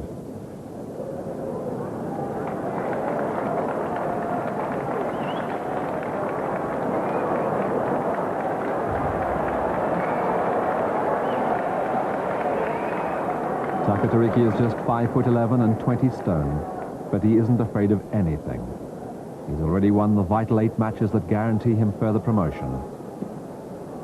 So he comes gunning out for the big man again, just aching for a fight. Mitoizumi isn't impressed, but he isn't used to being at the receiving end of such tactics. He has 6 years of experience and 100 pounds over the kid on the right, but that doesn't give him automatic immunity from the sort of wind-up that Takatariki is handing out today.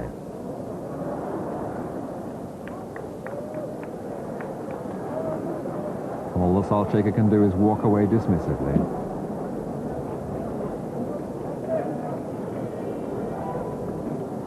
At 28, he should be in the upper ranks by now, instead of having to battle it out against every young gun in town, one of whom even has the nerve to make fun of his trademark.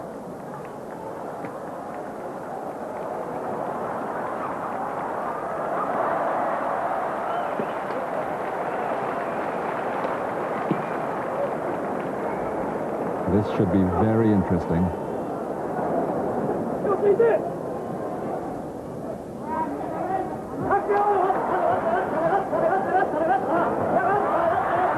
Oh, Mitoizumi goes flying off the dohyo for the 2nd time in 2 days.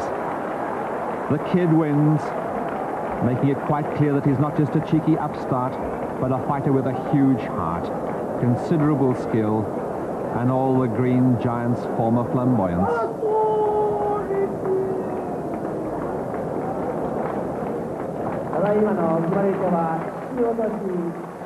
He stops Mitoizumi in his tracks, taunts him, rattles him, boxes his ears, and then dumps him in the most humiliating way. Mitoizumi doesn't even begin to take control. He's held at arm's length, he's punched, he's pummeled, and then dismissed with a very neat and effective arm pull down, Hiki Otoshi.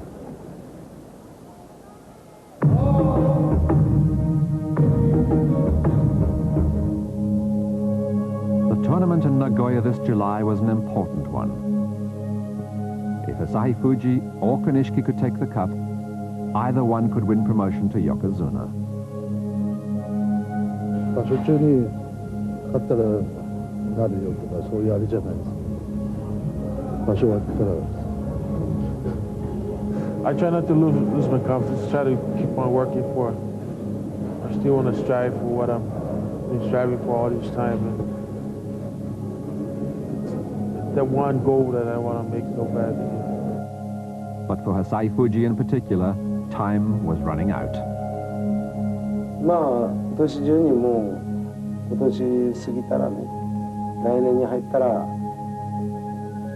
年も30過ぎたら今度下り坂になるから今年は勝負の年だということを言ってたんですけど、まあ本人もね、今年年は勝負かけるという意気込みというかね、そういう気持ちはあったと思うんです。 The critical moment in the July Basho came on day 3 with Asahi Fuji's match against Ryugoku, in which he lost both concentration and the bout. 4国にいっぱいした時ですか、あれでやっぱりこう吹っ切れたというかね、それまですごい硬くなって緊張しとったんですよね。それからもう開き直ったような感じで、かえって最初にいっぱいしたのが良かったかもしれないですよね。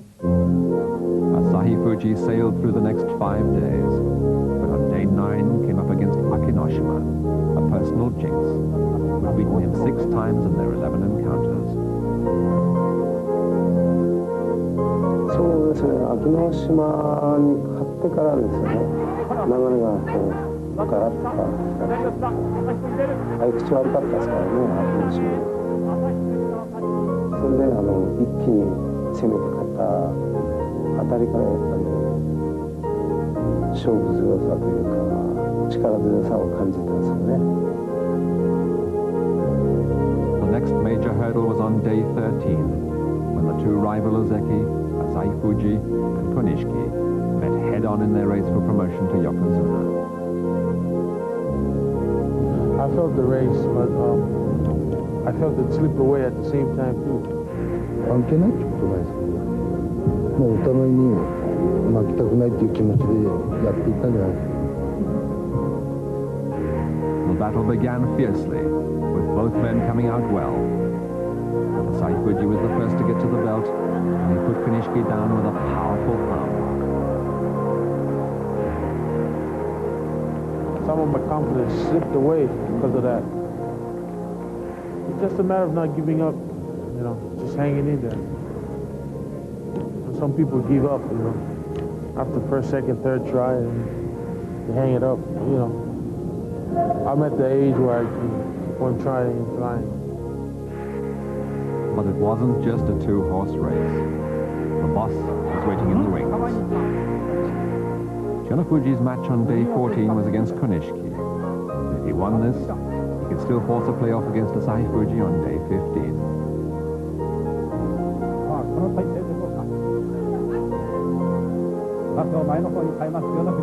The master had lost his last 4 bouts against Konishiki, but he won this one in his most persuasive way, setting up a classic confrontation for the final day. The Wolf had to beat Asahi Fuji twice to win the cup. Asahi Fuji had to win only once, to take not just the title, but to become a Yokozuna himself. The stage was set for an epic struggle for the throne.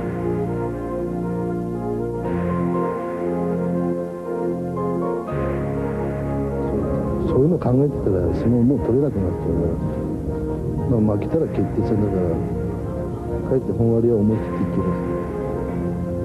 私は別にやる気になってきたなっていう感じですね。体もどんどん大きくなってきたし、体が大きくなればね、他の力士が負けないんだから頑張れるというような感じでアドバイスしてたんです。 Asahi Fuji looked supremely confident and hurtled straight into the attack.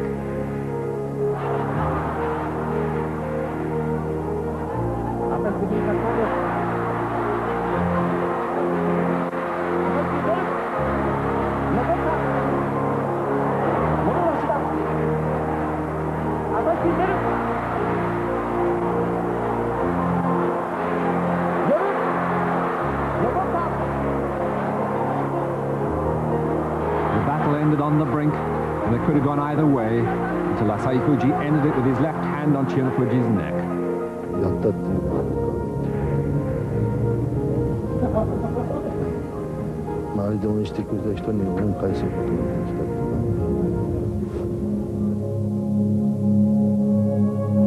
Asahi Fuji got the cup, and 3 days later, news of his promotion.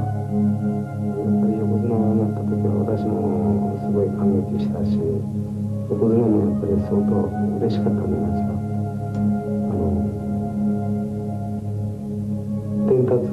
式の時ですね、横綱審議員のそのあれが電話で入った時に横綱も相当泣いてました。すごくそのやっぱり嬉しかった。Asahi Fuji had made it at last on his 7th attempt, becoming the first grand champion of the new emperor's reign. No one expects a new Yokozuna to go straight back to business after all the celebration.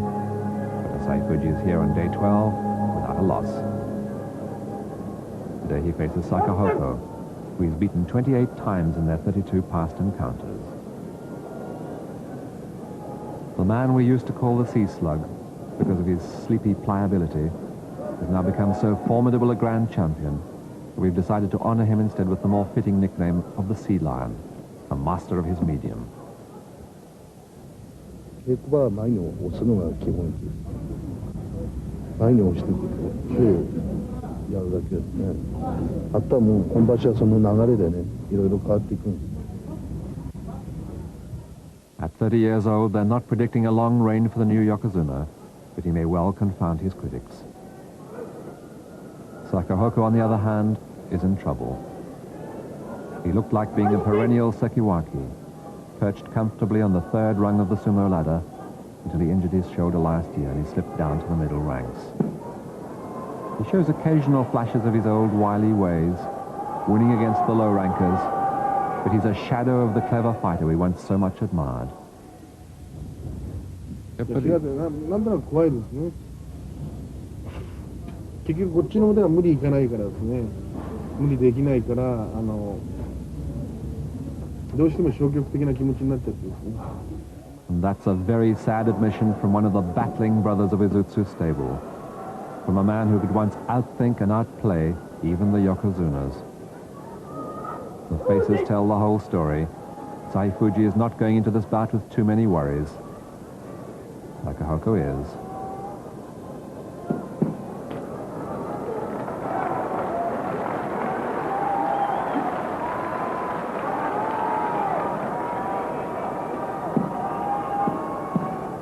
The cheers are almost entirely for the new Yokozuna.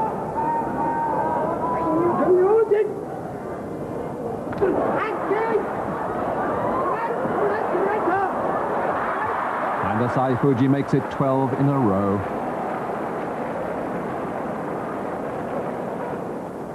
The Sea Lion goes straight to work, maneuvering himself into position, decides that he doesn't need to bother with the belt, and he sends Sakahoko cartwheeling away. He makes it look easy. With just one hand under Sakahoko's shoulder, he puts him down with a scoop throw. Tsukui Nage. And so, after 12 days, Asahi Fuji still leads. Hoktumi and Kirishima are in joint 2nd place, and Konishiki and new boy Takatariki are just out of contention with 3 losses each. Tochinuwaka has his majority, while Terao, Akebono, and Daishoyama have everything to play for in the last 3 days. Join us again next time to see if Asahi Fuji can follow up his wins in May and July with a hat-trick in this basho. And the next time is tomorrow night at 1:05.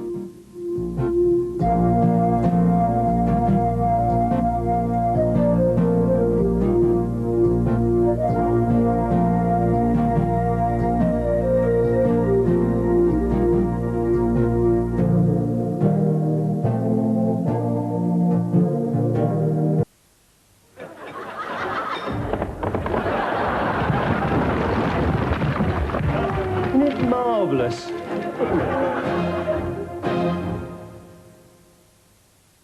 Next up for one man, his collection of saxophones, which he keeps under his bed, and a unique approach to music. Lowell Coxhill, after the break. You've never seen lips like these before, because you've never seen lip color like this. Now, CoverGirl introduced Lip Advance, a different kind of lip color. The cream powder goes on richly. The top coat feels moist and silky. So Lip Advance lasts and lasts and lasts. How much longer? Soon. And lasts. Lip Advance from CoverGirl, redefining beautiful.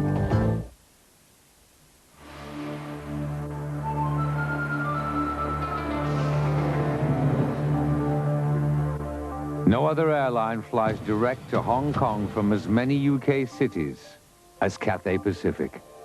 With an all Rolls-Royce powered fleet and flight attendants from 10 Asian lands, we stop at nothing to help you arrive in better shape. From Manchester and daily non-stop from Heathrow. Black coffee is my name. Black coffee with not a thing. Hot black coffee now, freshly ground and fully packed. See, hot black coffee, boy. Well, that's Rich, dark, blend 37. A blend of strength.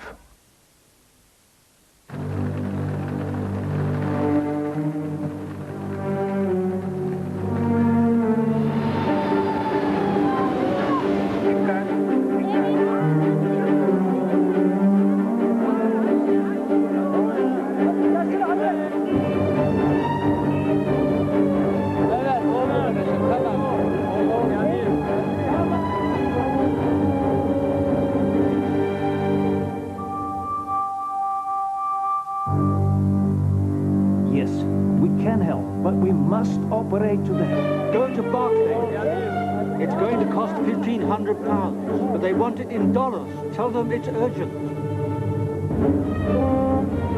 Thanks to the Russian Floating Eye Clinic, Sarah's eyesight was fully restored. Thanks to Barclays, a complex currency transfer was one operation her parents didn't have to worry about. Barclays, when it matters most.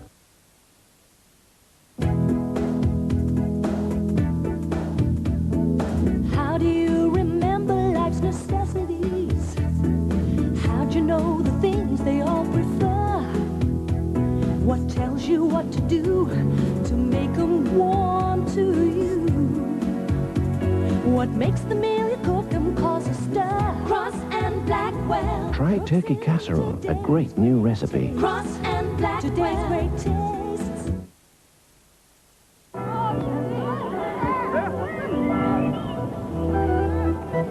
Have a break. Have a Kit Kat.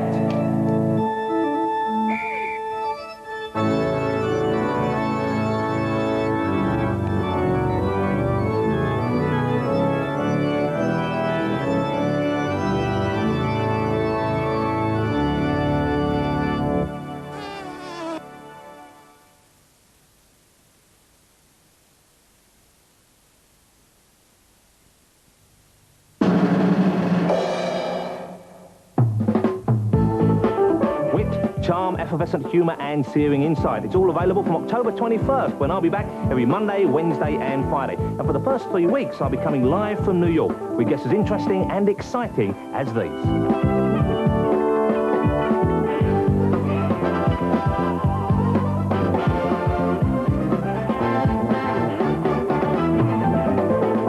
Keep an eye on 4. Now for the music of an improviser extraordinaire.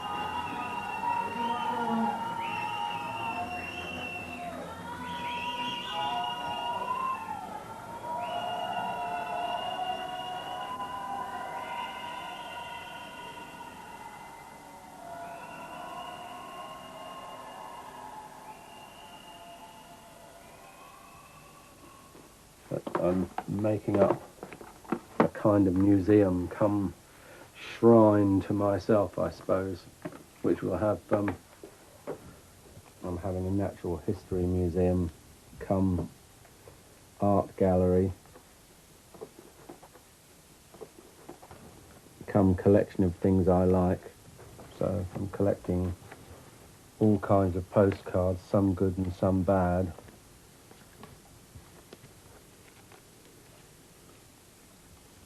And writing messages and sending them to myself from fictitious people. And there are so many different things that people give me and that I sometimes use either when I'm doing music things or sometimes when I do theatre things with various companies, sometimes just on my own. So I've got to go through the whole lot and find what's what. There's loads of old instruments and toys that make quite good sounds, like toy drums,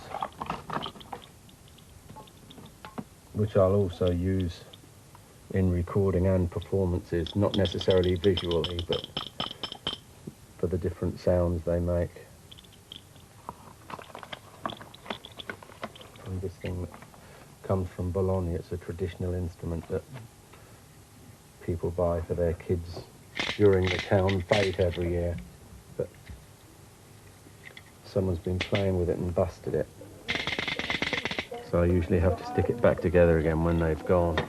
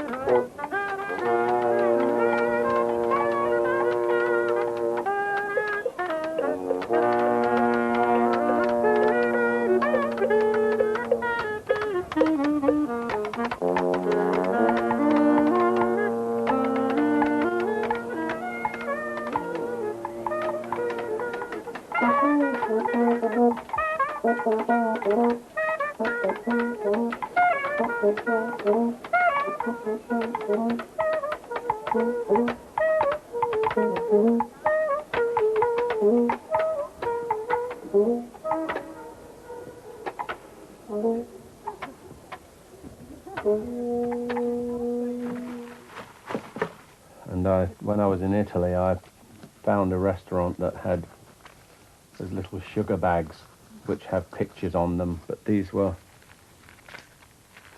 works of art by famous painters through the years. So I'm collecting them and framing them and making a special little room for them.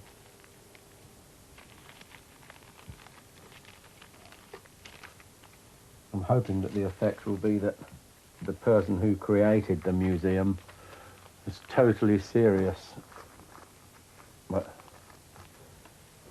slightly misguided.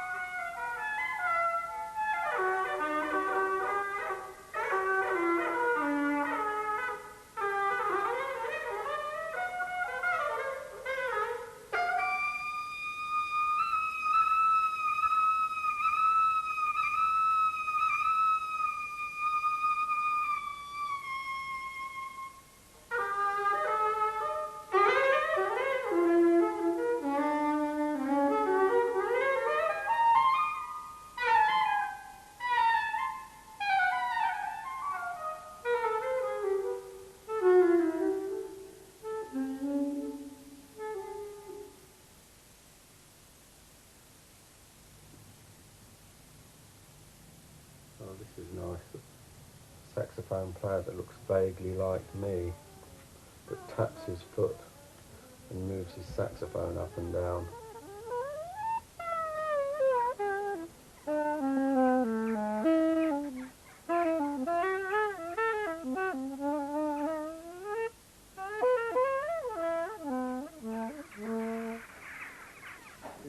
One of the first things I can remember from the time of trying to concentrate on music more than doing anything else to survive was when I was working with a few friends, and on one particular occasion we were hired as the support band to Victor Sylvester for the Policeman's Ball in, I think it was in Berkhamsted. And it was the first occasion, I think, that we ever had to wear evening dress. And John and Dave, all three of them had evening dress suits, but I only had a very large one, about 6 sizes too big for me. And there was no time to take it apart and try to stitch it. So we decided the best thing to do was just take off the arms, cut the sides open, and chop a bit out and stick them together and hope that we got away with it. And by the time it was finished, it looked like a very fashionable Ivy League evening dress suit. I was the smartest one on stage, in fact. But unfortunately, the lighting was very hot, and during the first set, one of my sleeves fell off. It was then very difficult to concentrate on the music in any serious way, so everything from there on was disastrous. It was the only contact we had with them.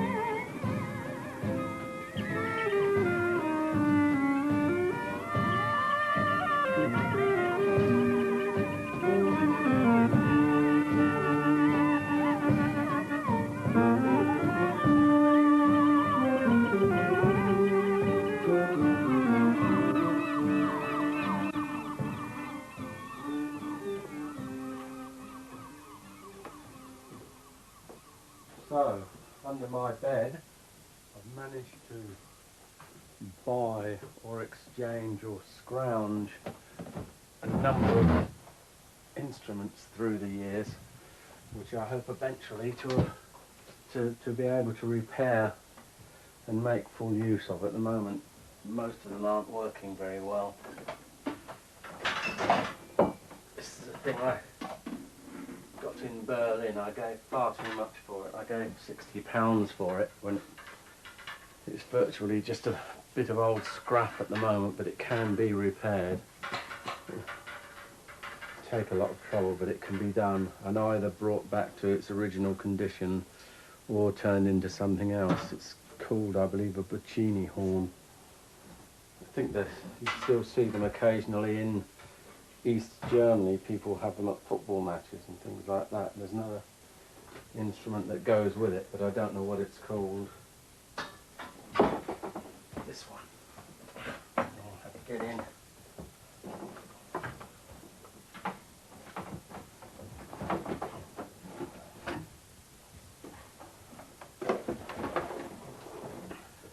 Looks like it would sound like several trumpets at once. It doesn't sound anything like that. I've never found anyone who knows the name of it. It doesn't work properly.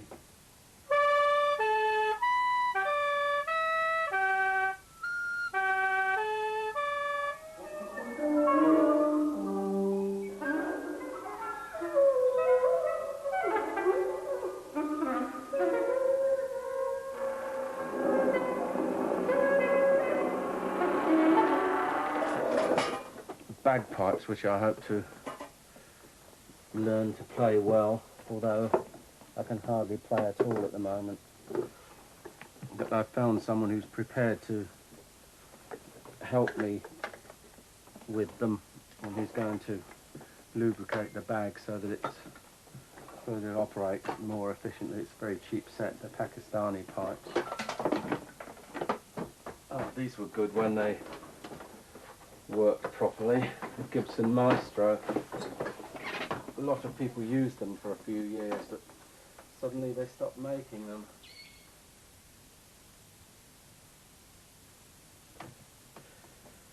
When I was a kid, I used to play tunes on a bicycle pump by just blowing it and moving it up and down. And this works on the same system, really. But it doesn't work properly at the moment. I've got to take the top off and... well, I can't do it. I know someone who can.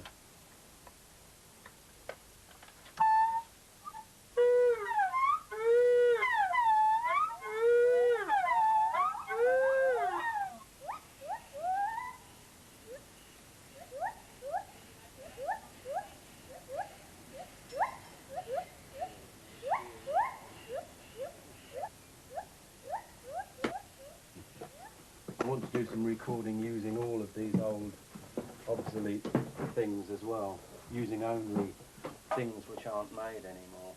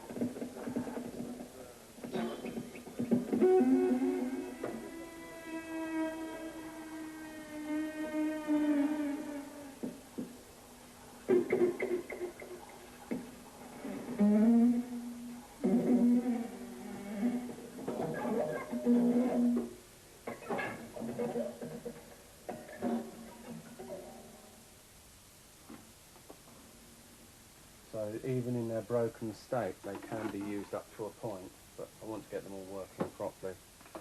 This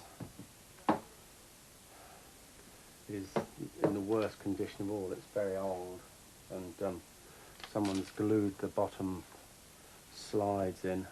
I don't know if it can be repaired as a bassoon, but maybe it can be altered so I can make it into another instrument. This is good. It was found in a dustbin. It's really rusted, but nothing that can't be fixed, really. It's an old Brennell sound recorder. Quite good things.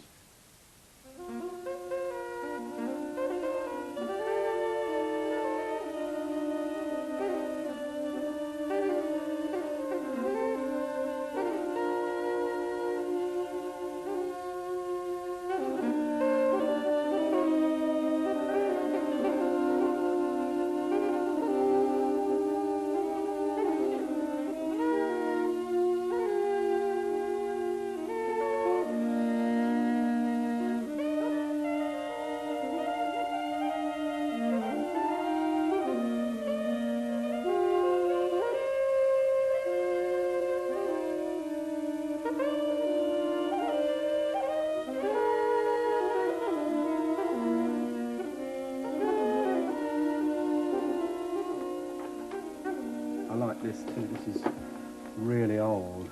It's an old echo unit. Chinese Shawm. Nothing wrong with that, except I can't play it very well. This is nice. Someone just gave this to me. It's needs a couple of keys replaced. It's a very old Albert system clarinet, like George Lewis used to play, who I hated for the first half of my life and like very much now.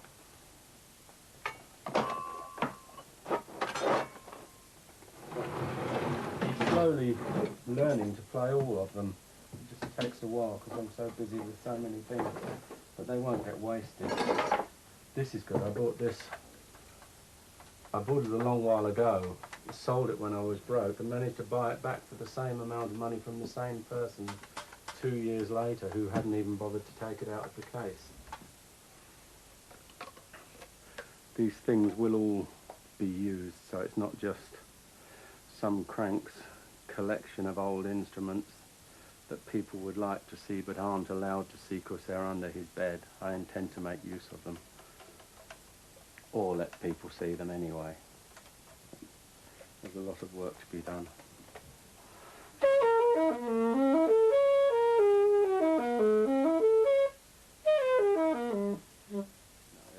I mean, you can't get much out of it at the moment. I made a recording a while ago with this and my harmonium, and it just sounded like it had been made a long time ago.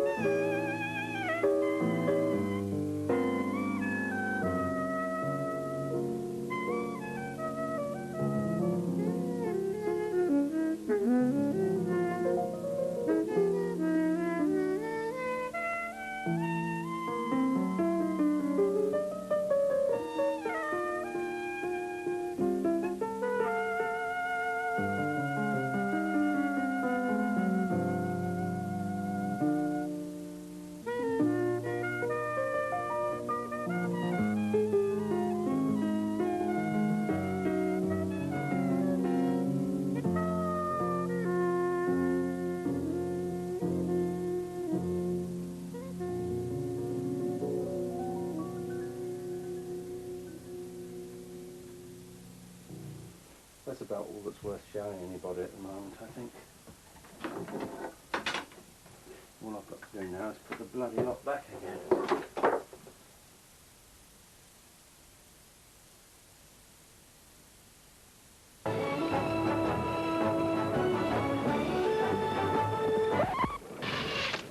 Look at the quality of workmanship on that arrowhead.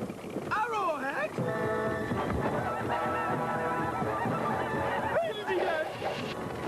What are we going to do, Vic?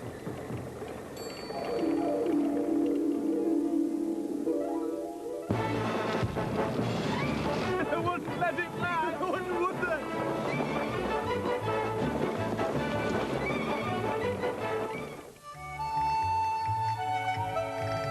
Cadbury's Boost. It's slightly rippled with a flat underside.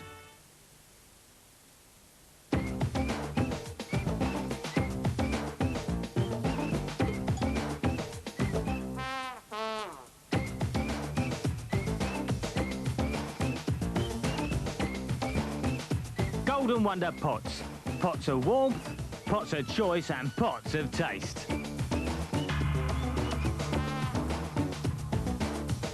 When you need a hot filling snack, it's potted for you by Golden Wonder. So what's a little dandruff? Okay, big brother, imagine you're at the social event of the year and your dream girl says hello, just as you do this. Her first impression, what a hunk. And only a few flakes. Give me a break. The breaks are you never get a second chance to make a first impression.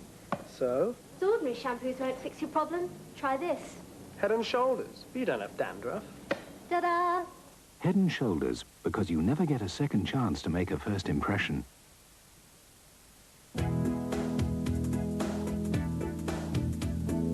How do you remember life's necessities?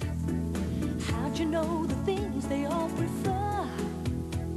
What tells you what to do to make them warm to you? What makes the meal you cook them cause a stir? Cross and Blackwell. Try turkey casserole, a great new recipe. Cross and Blackwell. Today's great tastes. She does it. I do it. They do it. He needs it.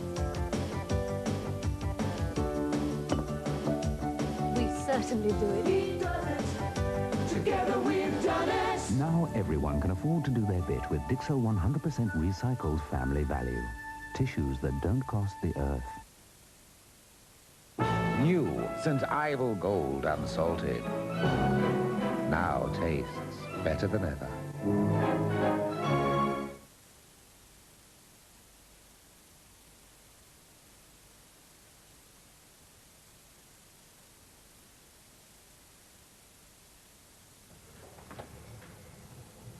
After messing around for several years and playing, pretending to play the saxophone in jazz clubs several evenings a week, I decided, first of all, that I'd give up altogether because I only looked as if I was a good player. I wasn't actually very good at all, and I wasn't always getting away with it. Then after a while of not playing, I decided I would actually study formally, so I started going to music school at Dyneley Studios in London. It was costing quite a lot to come in and out of town, so as soon as I felt I was good enough to do it, I started playing in the streets, just busking around the West End, or more often than not on Hungerford Bridge.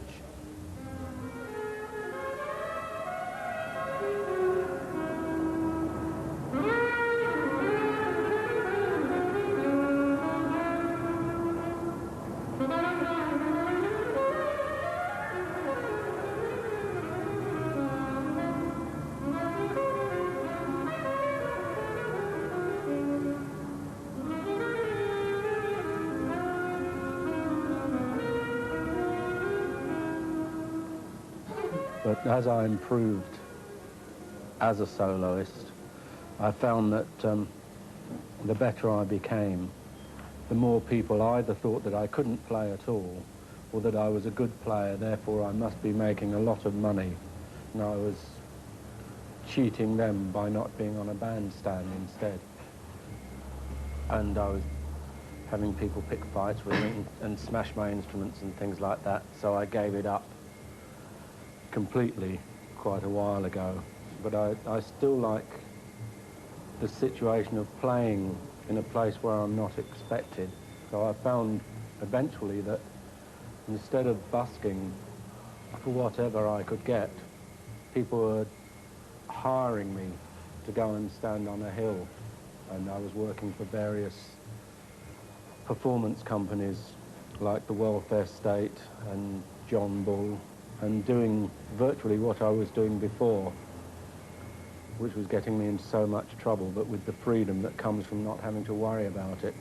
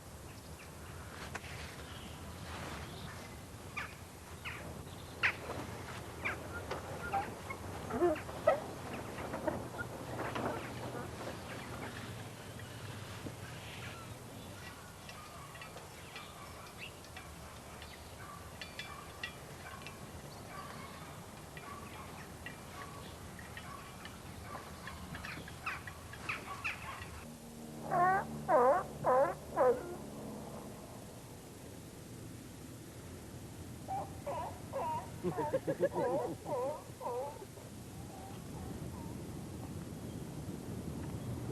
today. Oh, there we go. Lovely.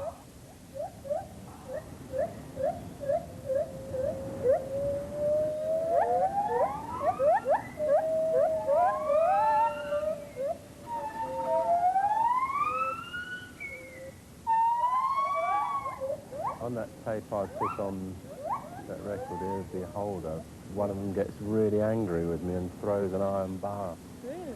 Yeah, you hear it bouncing off the railings. It sounds really violent. There were loads of kids here as well, so they're all on it, and the kids are imitating the gibbons, which is nice, isn't it? Yeah, we get them all going. What's that one that goes? I like that little one. It looks like a child has made it at school. That's nice. That's a good sound. Do you know Mr. Mengelberg? He's made a record with him playing the piano and the parrot singing. And he understands the parrot so much it actually sounds as if it's a real duet and the parrot knows what it's singing.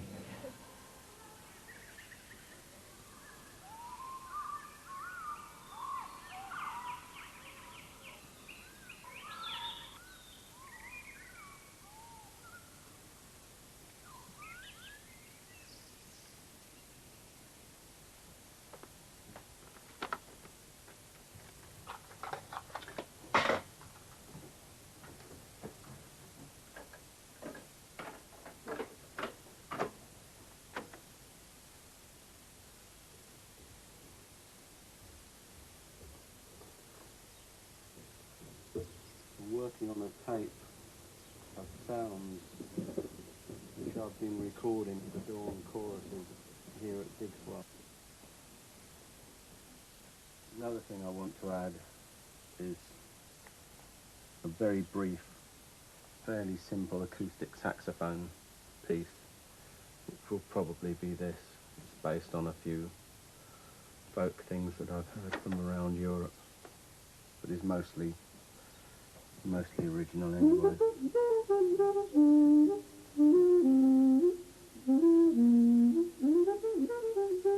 want something fairly simple to contrast with some of the more complex things that come through at other times.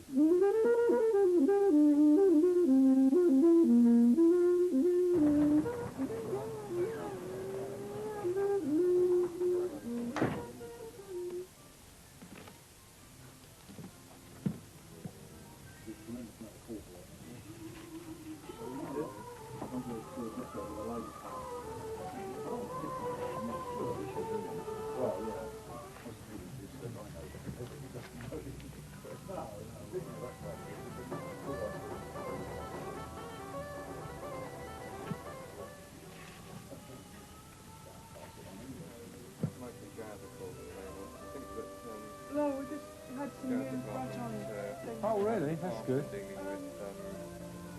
Might be of interest. Yeah, there's some particular stuff that I'm trying to find. I can't remember what label it's on. Oh, look, is this all from Yeah, there? Oh. but chap is a shop in France. We do swaps. He's over this morning.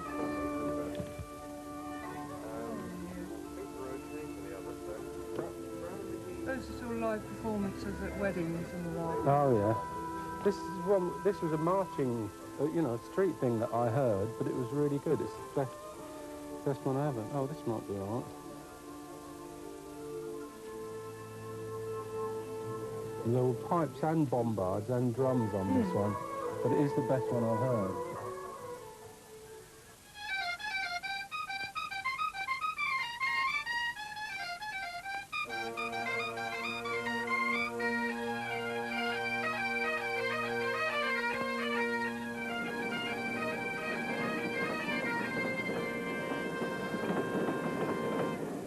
I approach my solo improvisations in a very free way.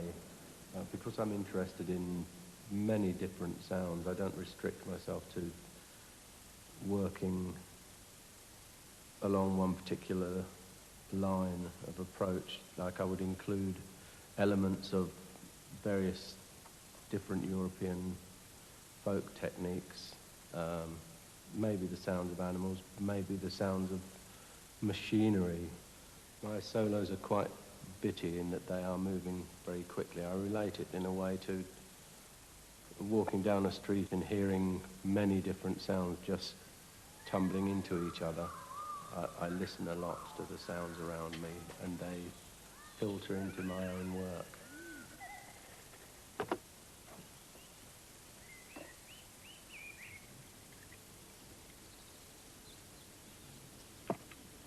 I could even, in addition, use some of my electronic things, and they'd be suitable for what we're talking about.